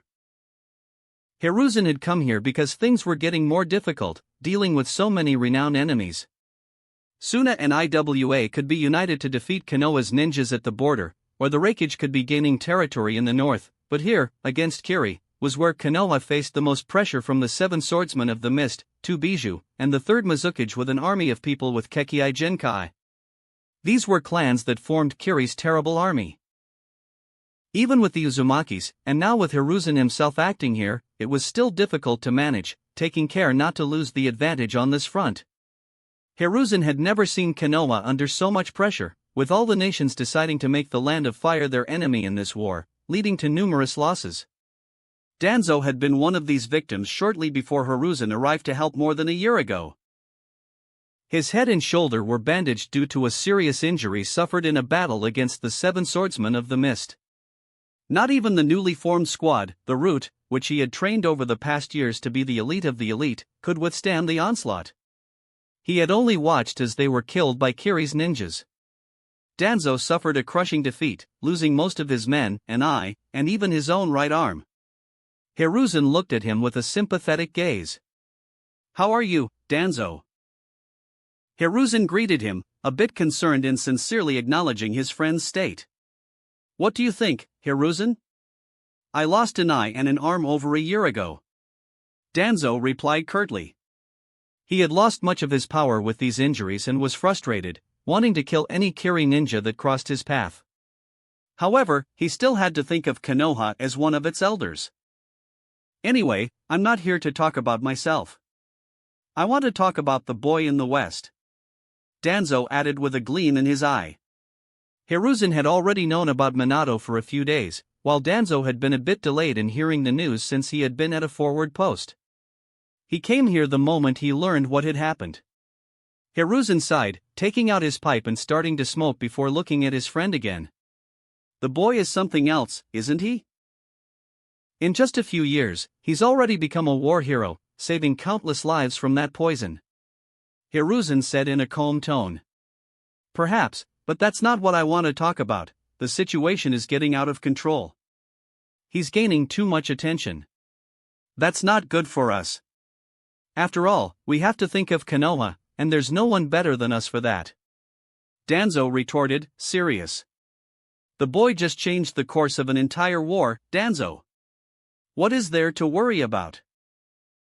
Hiruzen murmured, a bit weary of Danzo's constant concerns about Minato. Danzo had initially wanted Minato and his squad to have a good dog to fight for its master, but the boy refused, and both Hiruzen and Jiraiya didn't allow Danzo to push further. Now, the boy was shining brighter than Danzo could have imagined. If one day the decisions of the elders were not agreeable to Minato and he dismantled them publicly, it wouldn't be good for Danzo's position. After all, he believed there was no one better to lead Konoha than himself. I'm sure others, like Mitokado and Udatain, don't think the boy is trustworthy either. After all, he has already disobeyed an order for personal revenge. Danzo insisted. You worry too much, Danzo. Just relax. Let things stay as they are. My student is looking after the boy. After all, if our ninjas can protect the western side of the country, it will prevent Suna and IWA from trying to invade our territory, and that would give us a real crisis, not a teenager seeking revenge for Konoha. Hiruzen tried to reason. Maybe Minato is important for this war, Hiruzen. But will he also be important for Konoha? Danzo said with a certain gleam in his eyes, while Hiruzen sighed. Well, we'll see about that when this war is over. He said finally, thoughtfully. After all, he too had to think about the village's future. He needed to see if the will of fire would remain unwavering in Minato, as it had in past years. And despite Danzo's persistence regarding the boy, Hiruzen did not entirely dismiss his friend's suspicions. After all, if Minato became so powerful that he was uncontrollable, he understood why Danzo feared he might become a threat to Konoha's future. When the time comes, we'll deal with it. Hiruzen said finally, turning his thoughts back to the war in the east of the Land of Fire. After all, he still had to deal with Kiri. Chapter 158, The World Knows Minato Namikaze 03. Third-person POV. Land of Fire, Year 38. In the village of Konoha, things continued to function, only slightly affected by the war. After all, some products from other countries were being prevented from being traded due to the conflict, which was quite obvious. Even so, the village's atmosphere remained the same as ever, almost as if there was no war. Many people were saddened by the news of their relatives' deaths, but there wasn't a general depression hanging over the village because of it. After the breach where ninjas entered the village attempting an attack, with Minato stopping most of them before any dangerous damage could be done, the village's security was greatly reinforced, catching more ninjas trying to enter and preventing all kinds of attacks. The ones in charge of the village were the two elders who weren't on the battlefield. Reports had reached them about the war fronts, and both shared a way of thinking about Minato similar to Danzo's, trying to imagine how to combat him if he became a threat to the village. That boy is getting too powerful in such a short time. Hamura Mitokado murmured, looking at the report. Indeed, this is becoming dangerous, the boy is growing very fast. Koharu Udatain said from across him. To them, Minato had been a talented ninja before. Hiruzen protected him due to his students' interest in the boy. Both Danzo and Orochimaru wanted the boy, but as they knew, Minato ended up with Jiraiya, someone who, in the opinion of the counselors, was too soft. Now, the boy had made a name for himself and was gaining political power in the village. People were paying more attention to his actions, something that was getting out of their control. After all, what was a war hero compared to middle-aged people who made decisions for the village, many of which might not be well received? We must find Hiruzen as soon as he returns to the village. Their concern mirrored Danzo's. In any case, there's nothing we can do now, we just have to wait. Hamura Mitokado concluded, while his companion nodded. They would have to deal with Minato as soon as he caused problems or questioned their decisions. After all, Minato wasn't affiliated with any of them. Meanwhile, in another part of the village, a boy was running through the streets excitedly, wearing a green jumpsuit. He was returning from the academy, thrilled. Might Guy was 5 years old at that time, and he was training to become a very strong person in the future. I will get stronger and defeat my rival. Guy exclaimed excitedly, drawing the attention of the villagers, who thought he was a strange boy running through the village dressed like that while shouting words no one understood. I'll go back to my new house and do 20,000 push-ups, then I'll show that Kakashi Baka that Might Guy will be the strongest ninja. He exclaimed as he headed toward the Senju property. That boy, he shouts every day, where does he get so much energy? A hidden ANBU ninja commented from a tree. I certainly wish I had that kind of energy too. His colleague remarked, watching Guy run into the yard. These were ninjas guarding the Jinchuriki of the Kyuubi. After all, Kushina needed constant surveillance due to being the host of the Fox. Whether her seal might break or someone attempted to kidnap her, their job was to ensure nothing bad happened to the girl. They returned their attention to Guy, who had started training intensely by doing push-ups in the yard 1, 2, 3, 4, 5. With each push-up, he let out a shout. Here we go again. One ANBU muttered. Ha ha ha. He still uses those seals. He's certainly strong for his age, the other commented. I heard he can't use ninjutsu. What kind of ninja will he be? To me, he's a loser. A third remarked. Don't say that, he's just a child. You say that because you don't know his father. It won't be long before he turns 30. Did you know he's still a genin? Can you believe that? His colleague began to laugh. Don't forget that the boy has been here for over 2 years, almost 3 since his mother went to the hospital, and the late Mito-sama was very fond of him. Another colleague commented. Tisk, whatever. The person behind the mask didn't mock anymore, seeing that their colleagues weren't joining in. Anyway, now we're just babysitters for the Jinchuriki and the boy, get used to it. We're here while our village is fighting on all fronts, one of them complained, wanting to go to war. At that moment, someone appeared, landing on a branch near them. Stop complaining, we're helping the village as much as we can. Don't be ungrateful, just do your job. Their leader arrived at that moment, and everyone immediately stood at attention for him. Yes, sir. I apologize, the ninja quickly muttered. Well, it doesn't matter now. I need to deliver something to the girl, so I'll be right back, he said, jumping from the tree, passing through the yard where Guy was still doing his push-ups. He approached the main door of the largest building on the property and knocked on it. It took only a few seconds before someone approached and opened the door. Yes? Kushina appeared, looking at the masked ninja, confused. After all, they always called her to tell her something important, and she was already used to being watched constantly. Some information you always asked us for, the ninja said as he handed Kushina a scroll. He had a daughter the same age as her, who was currently at war, so he couldn't help but think of his daughter every time he looked at Kushina. The red-haired girl always asked for information about the war, mainly wanting to know about her friends, and in particular, about Minato. Really? Kushina was delighted, as she always enjoyed reading anything about Minato, who always seemed to be doing something. She eagerly clutched the scroll to her chest and looked at the older ninja. Thank you, Databane, she exclaimed.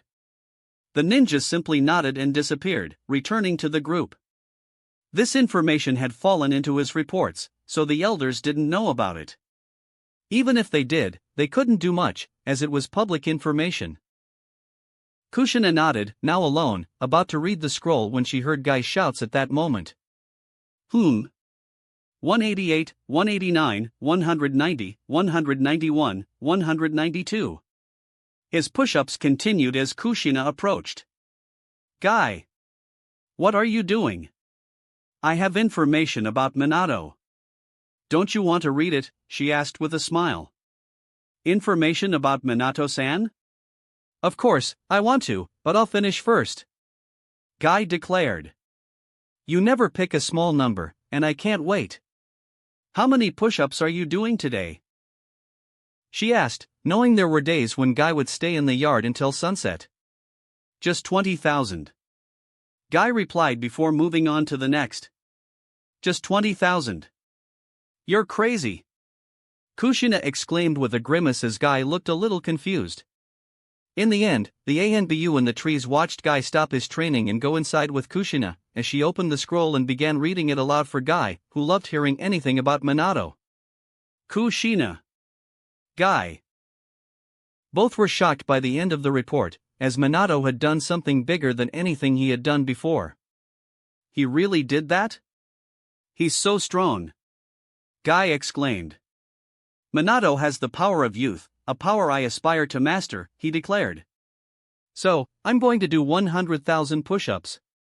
He ran off while Kushina seemed not to hear him, still lost in her thoughts. To think Minato was becoming so famous. She murmured, a little sad. It's been 2 years since he's appeared. He hasn't even sent a letter. I hope he's alright. She thought of the 2 years without Mito, which had been lonely while she felt as if she were always trapped in a cage. I wish so much to see him again. She thought, her greatest wish, as she hugged the scroll and looked down at her thigh, where there was a semi-tattooed mark. It wasn't easily removable. Minato had asked her to keep this mark, so that if she were ever in danger, she could activate chakra in it, and he would know, no matter the distance. Kushina had thought many times about touching the mark with chakra, just to see him again. As much as her heart longed for Minato to be there, she knew it could cause a big problem for him, even leading to accusations of desertion. So she remained strong, waiting for the day when she could truly see him. After all, her days were no longer peaceful. Sometimes, she found herself standing before a giant fox trapped inside her, demanding that she release it. It was terrifying for Kushina. I must be strong, he'll be here soon. Kushina murmured. Minato was the person she most wanted by her side. When she heard so much from Tsunade and Suna about Minato's feats when they came to the village, she felt both happy and anxious. Anyway. Kushina snapped out of her thoughts. I'll prepare dinner for Guy and his mother, she said. After all, Guy and his mother had been living with her since the woman went to the hospital and was brought to Kushina's place.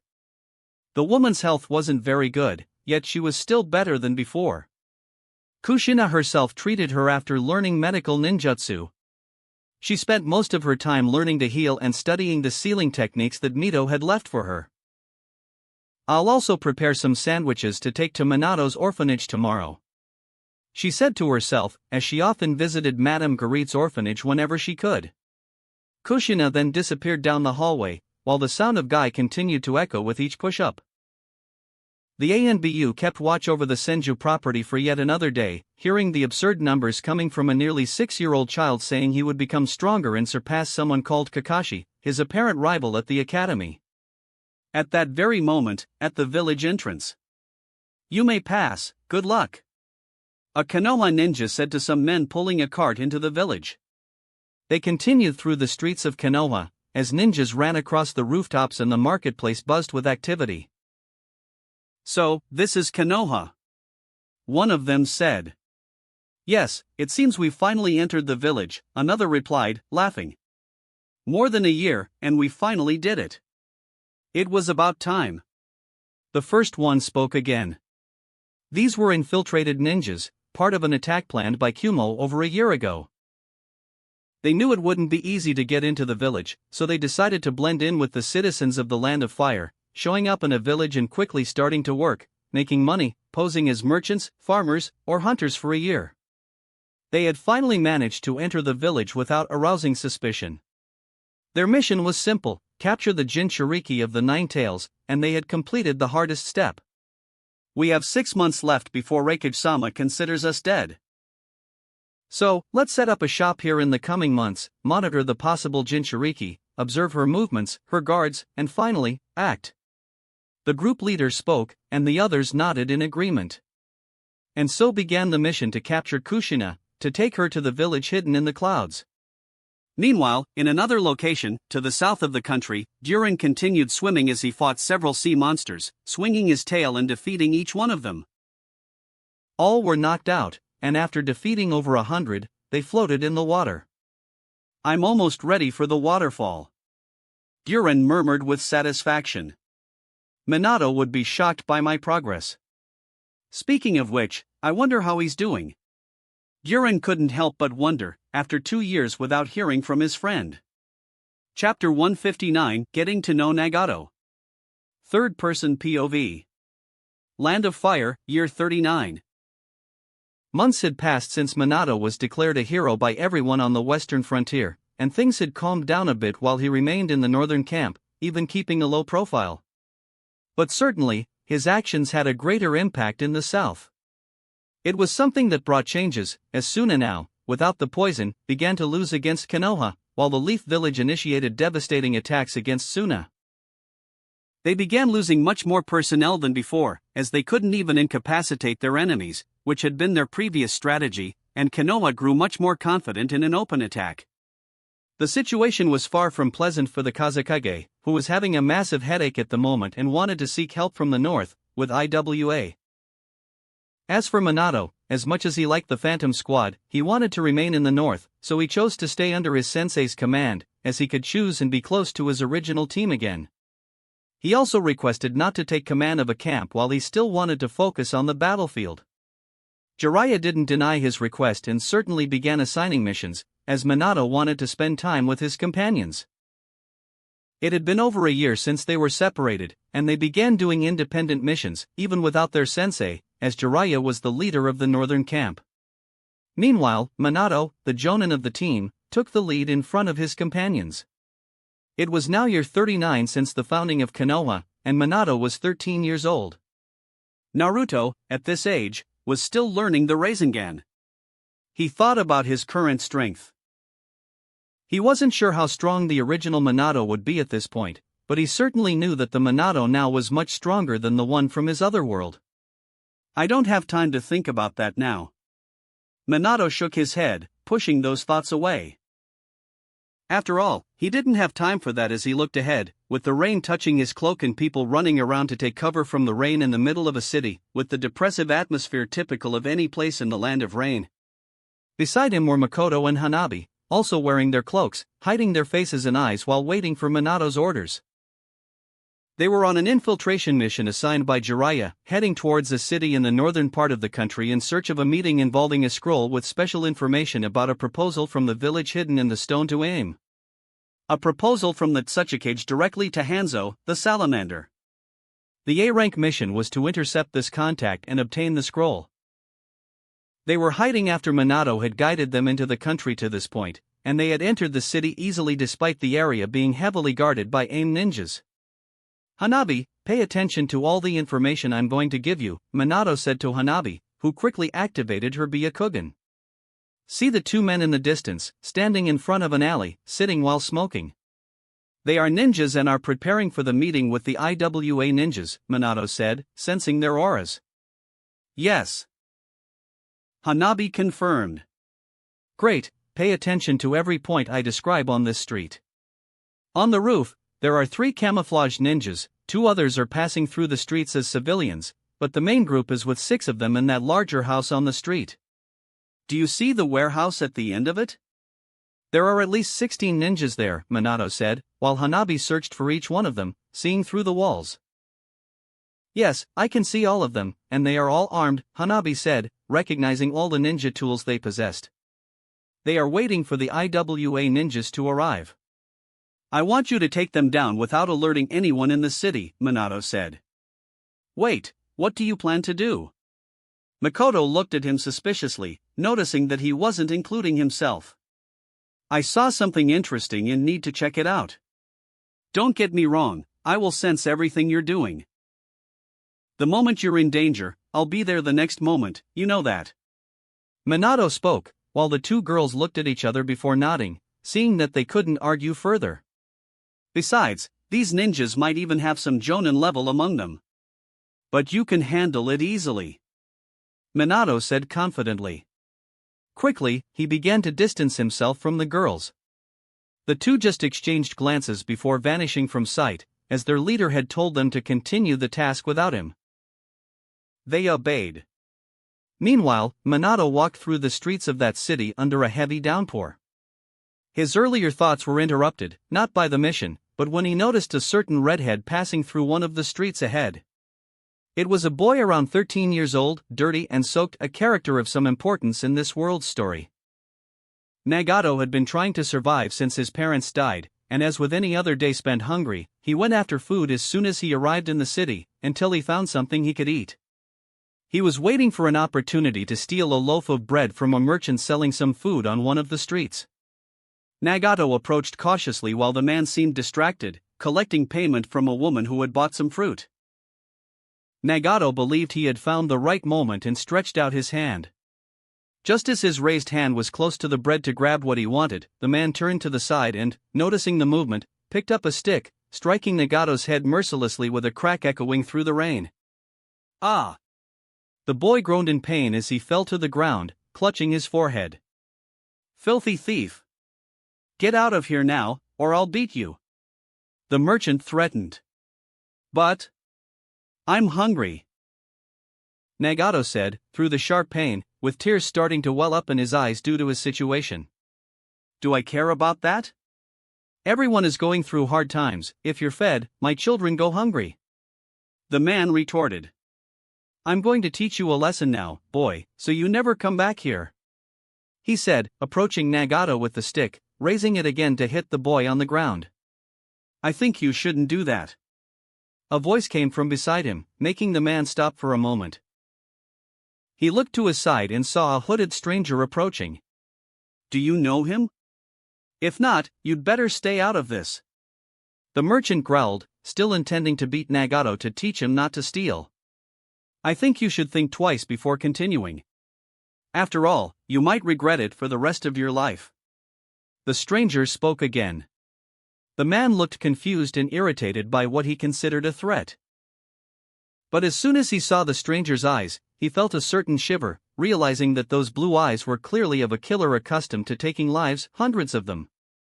The merchant swallowed hard before lowering the stick, afraid to see if this stranger was bluffing or not. Fine. But you'd better not bring this kid here again. Otherwise, you won't always be around to protect him. He growled, still irritated, but Minato said nothing.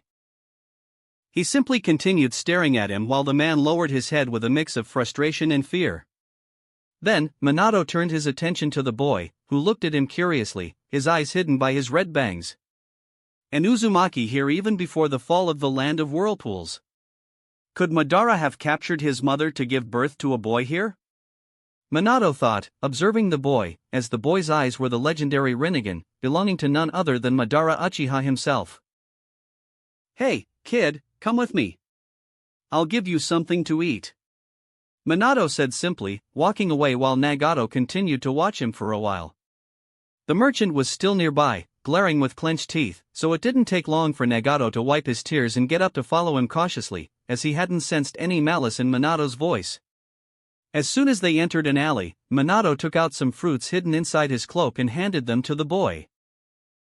Nagato looked stunned for a moment before grabbing the fruits without a second thought, quickly beginning to eat them as if his life depended on it. He didn't even care if they might be poisoned or not.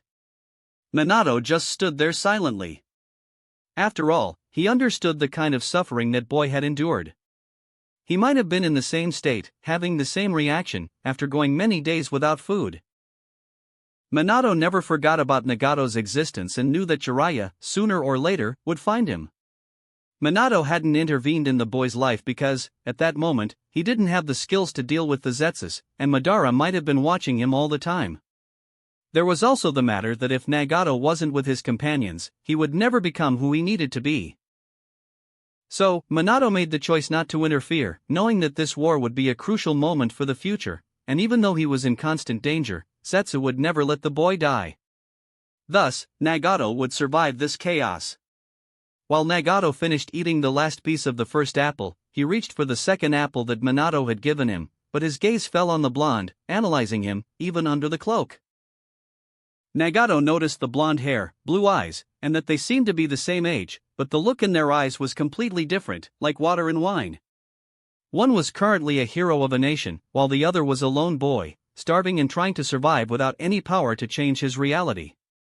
Who are you? Nagato asked curiously. I am Minato Namikaze, he replied, with a slight smile, having no reason to hide it. Why are you helping me? Do you know me? Nagato asked cautiously, still wary of the possibility that the stranger might demand something in return. I'm not from here, I'm just passing through. Soon I'll be leaving, and when I saw you, I didn't want to see a child starving, so I stepped in, Minato said. Well, thank you, Nagato murmured, still finding it strange that, in the midst of a war, he was being helped by this stranger. Either way, he was filling his stomach, and that was great for him. Minato simply nodded as Nagato moved on to his second apple, while his attention shifted to his surroundings. He knew that the Zetsus would be watching him very closely, ready to interfere at any moment, and he tried to sense their locations in the vicinity, but his haki wasn't strong enough for that yet. He couldn't sense anything beyond the people around him. His focus then turned to his teammates, who were moving silently among the groups of enemy ninjas. The AIM ninjas weren't very skilled in taijutsu, focusing their efforts on infiltration and traps. They hadn't expected an attack from Konoha with two such powerful close combat fighters, and they began to fall one by one.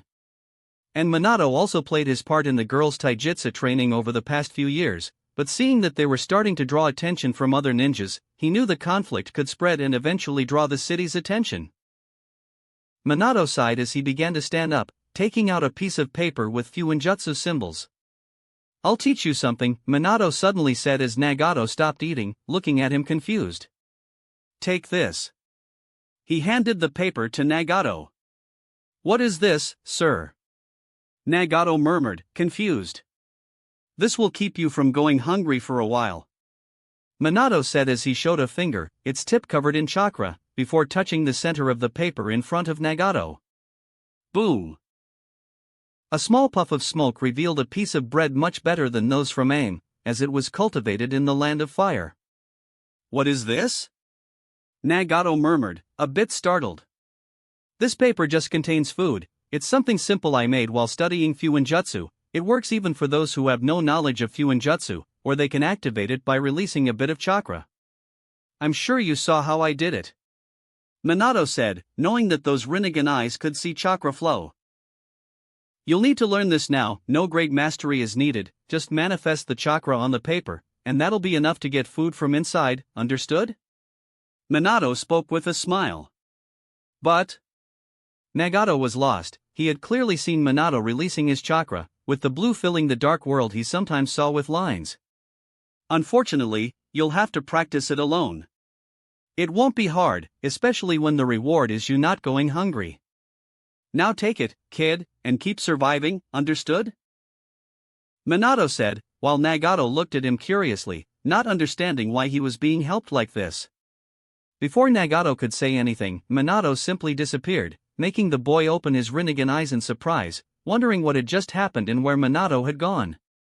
He was alone in that alley, left only with the scroll, one that could keep him alive for some time, but he'd have to learn to draw on his chakra energy.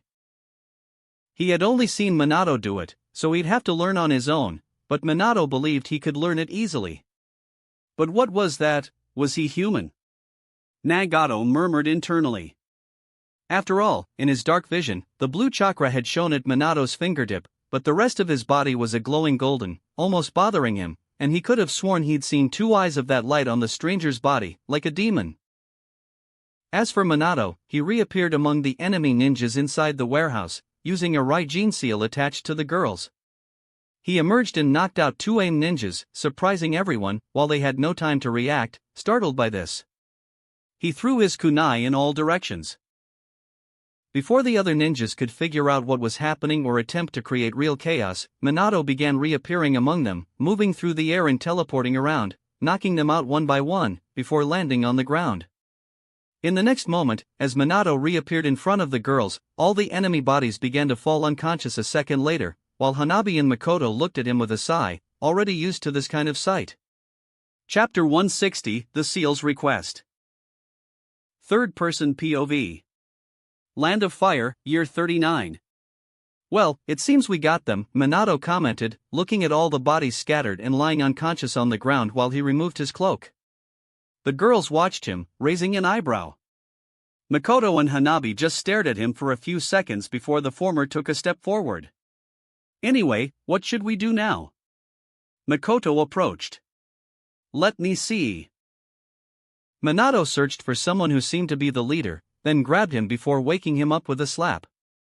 "Can you get information from him?" Minato asked, and Makoto nodded before releasing her Sharingan. The frightened man saw the red eyes paralyze him as he looked lifeless for a moment. "Tell me where the meeting is," Minato requested as Makoto repeated the words. "We will meet IWA 3 kilometers away, in the northern hills. The meeting is in 3 hours, the man said. Is there a code for Iwa's ninjas to recognize you? Minato continued to ask while Makoto gathered the information. Use a red armband, that's the code, he replied.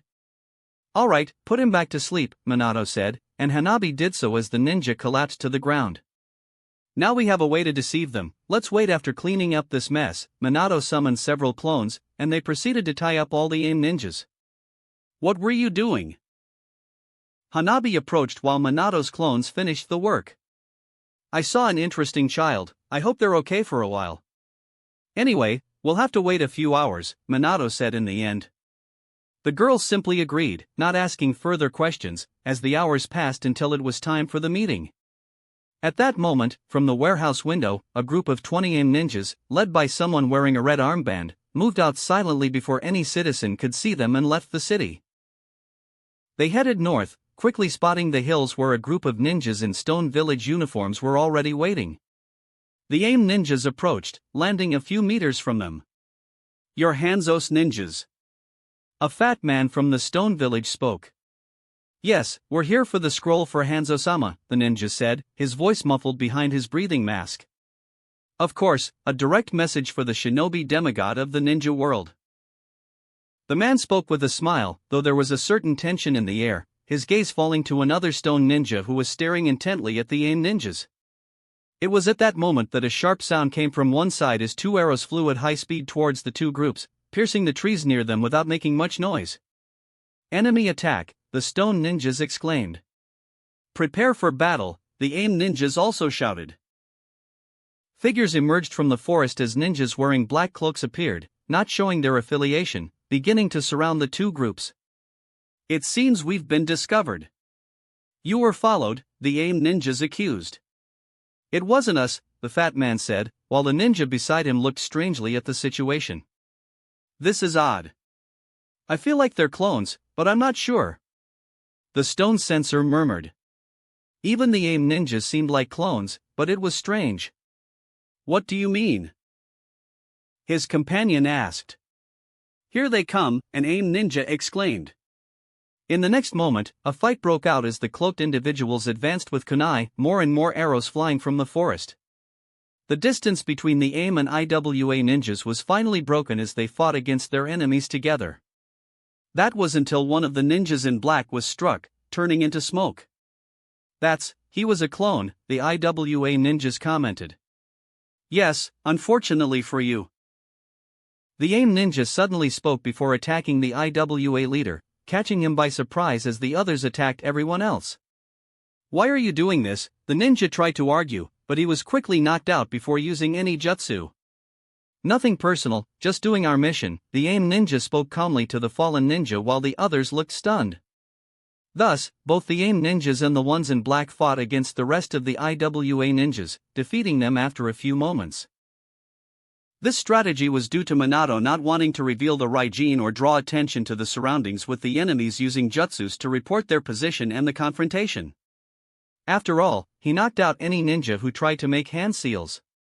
It didn't take long for the fight to finally end with all the IWA ninjas defeated. All the AIM ninjas and those dressed in black transformed into several Minatos, as he had used the shadow clone jutsu before coming here.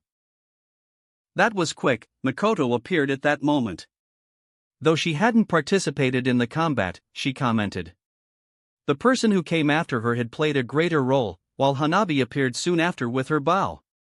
Minato nodded and praised the latter. Your attacks are getting quite powerful. They can even pierce through trees. Your future with this style looks promising when you learn to better use wind element and create jutsus with your arrows. Minato complimented her, and the girl nodded, accepting the praise. Let's just organize things and head back, Minato said as his clones began tying up all the scattered ninjas, while the original went to the leader and retrieved the scroll from his clothes after sensing it with his haki. We've got what we came for, he said, putting the scroll away and looking at the ninjas being gathered by his clones. We also have some ninjas to take with us. He mentioned that more stone ninjas had been waiting in a certain distance, ready to intervene if any jutsu was used, but Hanabi's arrows were silent despite having strong penetration power. Shall we leave? Makoto asked, and Minato nodded. We have nothing else to do in this country. Let's just return to the land of fire. Minato said, and everyone agreed as he kept all the bodies of the fallen ninjas near him.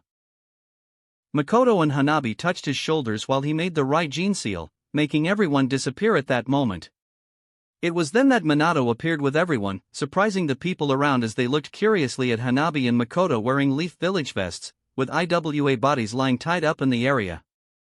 Ninjas quickly approached, already recognizing Minato to assess the situation.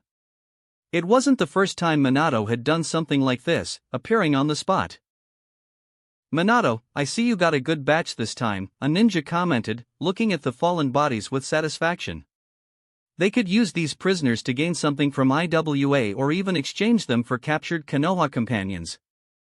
After all, hostages were useful and quite difficult to obtain in the war, with ninjas sacrificing themselves all the time when they were defeated. Yes, can you take care of them? Minato asked, as they would be taken to prison. Sure, leave it to me, the ninja nodded, starting to carry the bodies with other ninjas who appeared to help take them to captivity and keep them there with some seals. Let's go, everyone. Minato turned to the two girls before starting to head to Jiraiya's tent. The man was analyzing maps while talking with some advisors and assistants when his students requested entry to the tent. Let them in, can we continue our conversation later? He asked, as he wasn't getting anywhere at the moment, and everyone nodded in understanding. The ninjas left while someone looked at Minato with interest. This was ___________. Minato, how are you, kid? It's been a bit boring without you at the forward camp. This was the ninja who was now officially taking over the camp after Minato left to head south in search of the antidote. You'd better take care of that place. I prefer the battlefield, Minato responded, while the ninja nodded with a smile and began to leave. Now, Jiraiya was left alone with his students. Damn, who would have thought it would be so quick to see you all like this, going on missions by yourselves? Jiraiya murmured. It was more than proven that they were capable of undertaking missions that even Jonin were assigned to. Despite Makoto and Hanabi still being at a high Chunin level, Minato made up for any weaknesses with his skills and strength. We're growing, sensei, Minato smiled at this comment. Anyway, was it another success? Jiraiya asked. Yes, here's the scroll that IWA was going to deliver to Hanzo. Minato took out the scroll and handed it to Jiraiya, who nodded after opening it and quickly checking the information. You all did well. It seems Owanoki wants a non-aggression pact in exchange for resources and money.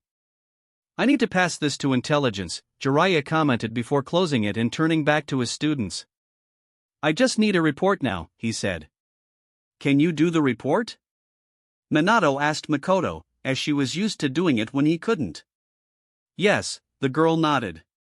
With that, I believe we're done here, right, sensei? Minato said, and Jiraiya nodded. You can rest until you're called upon again.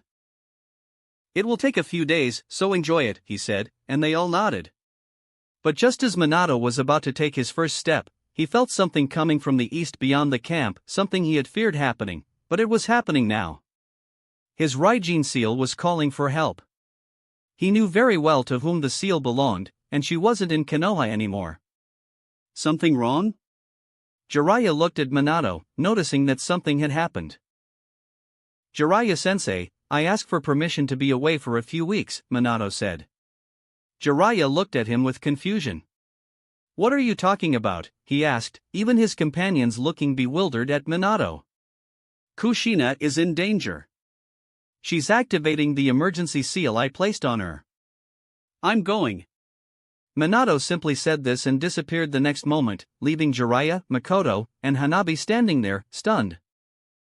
The scene shifted to Minato, who was already accustomed to this, appearing in a group as his observation haki sensed all the enemies. He had surprised several ninjas around him, who groaned in shock. But Minato didn't waste any time, kicking each of them, knocking out everyone he hit, while two managed to escape, backing away and staring in shock. Before they hit the ground, Minato pointed two fingers and fired a bolt of lightning, piercing their skulls and giving them instant death.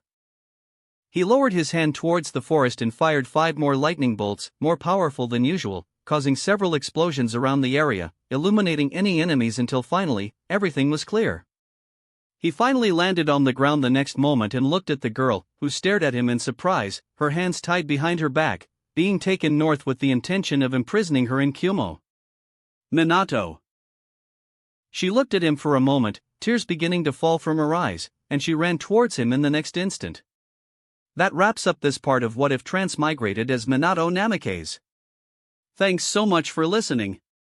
As always, new parts drop every 4 days, so be sure to stay tuned. Also check out my Patreon channel for early releases of all the series, where you can find all the series released one day ahead of YouTube. If you enjoyed the video, don't forget to like, subscribe, share it with your friends, and please consider supporting the original author as well. See you in the next one.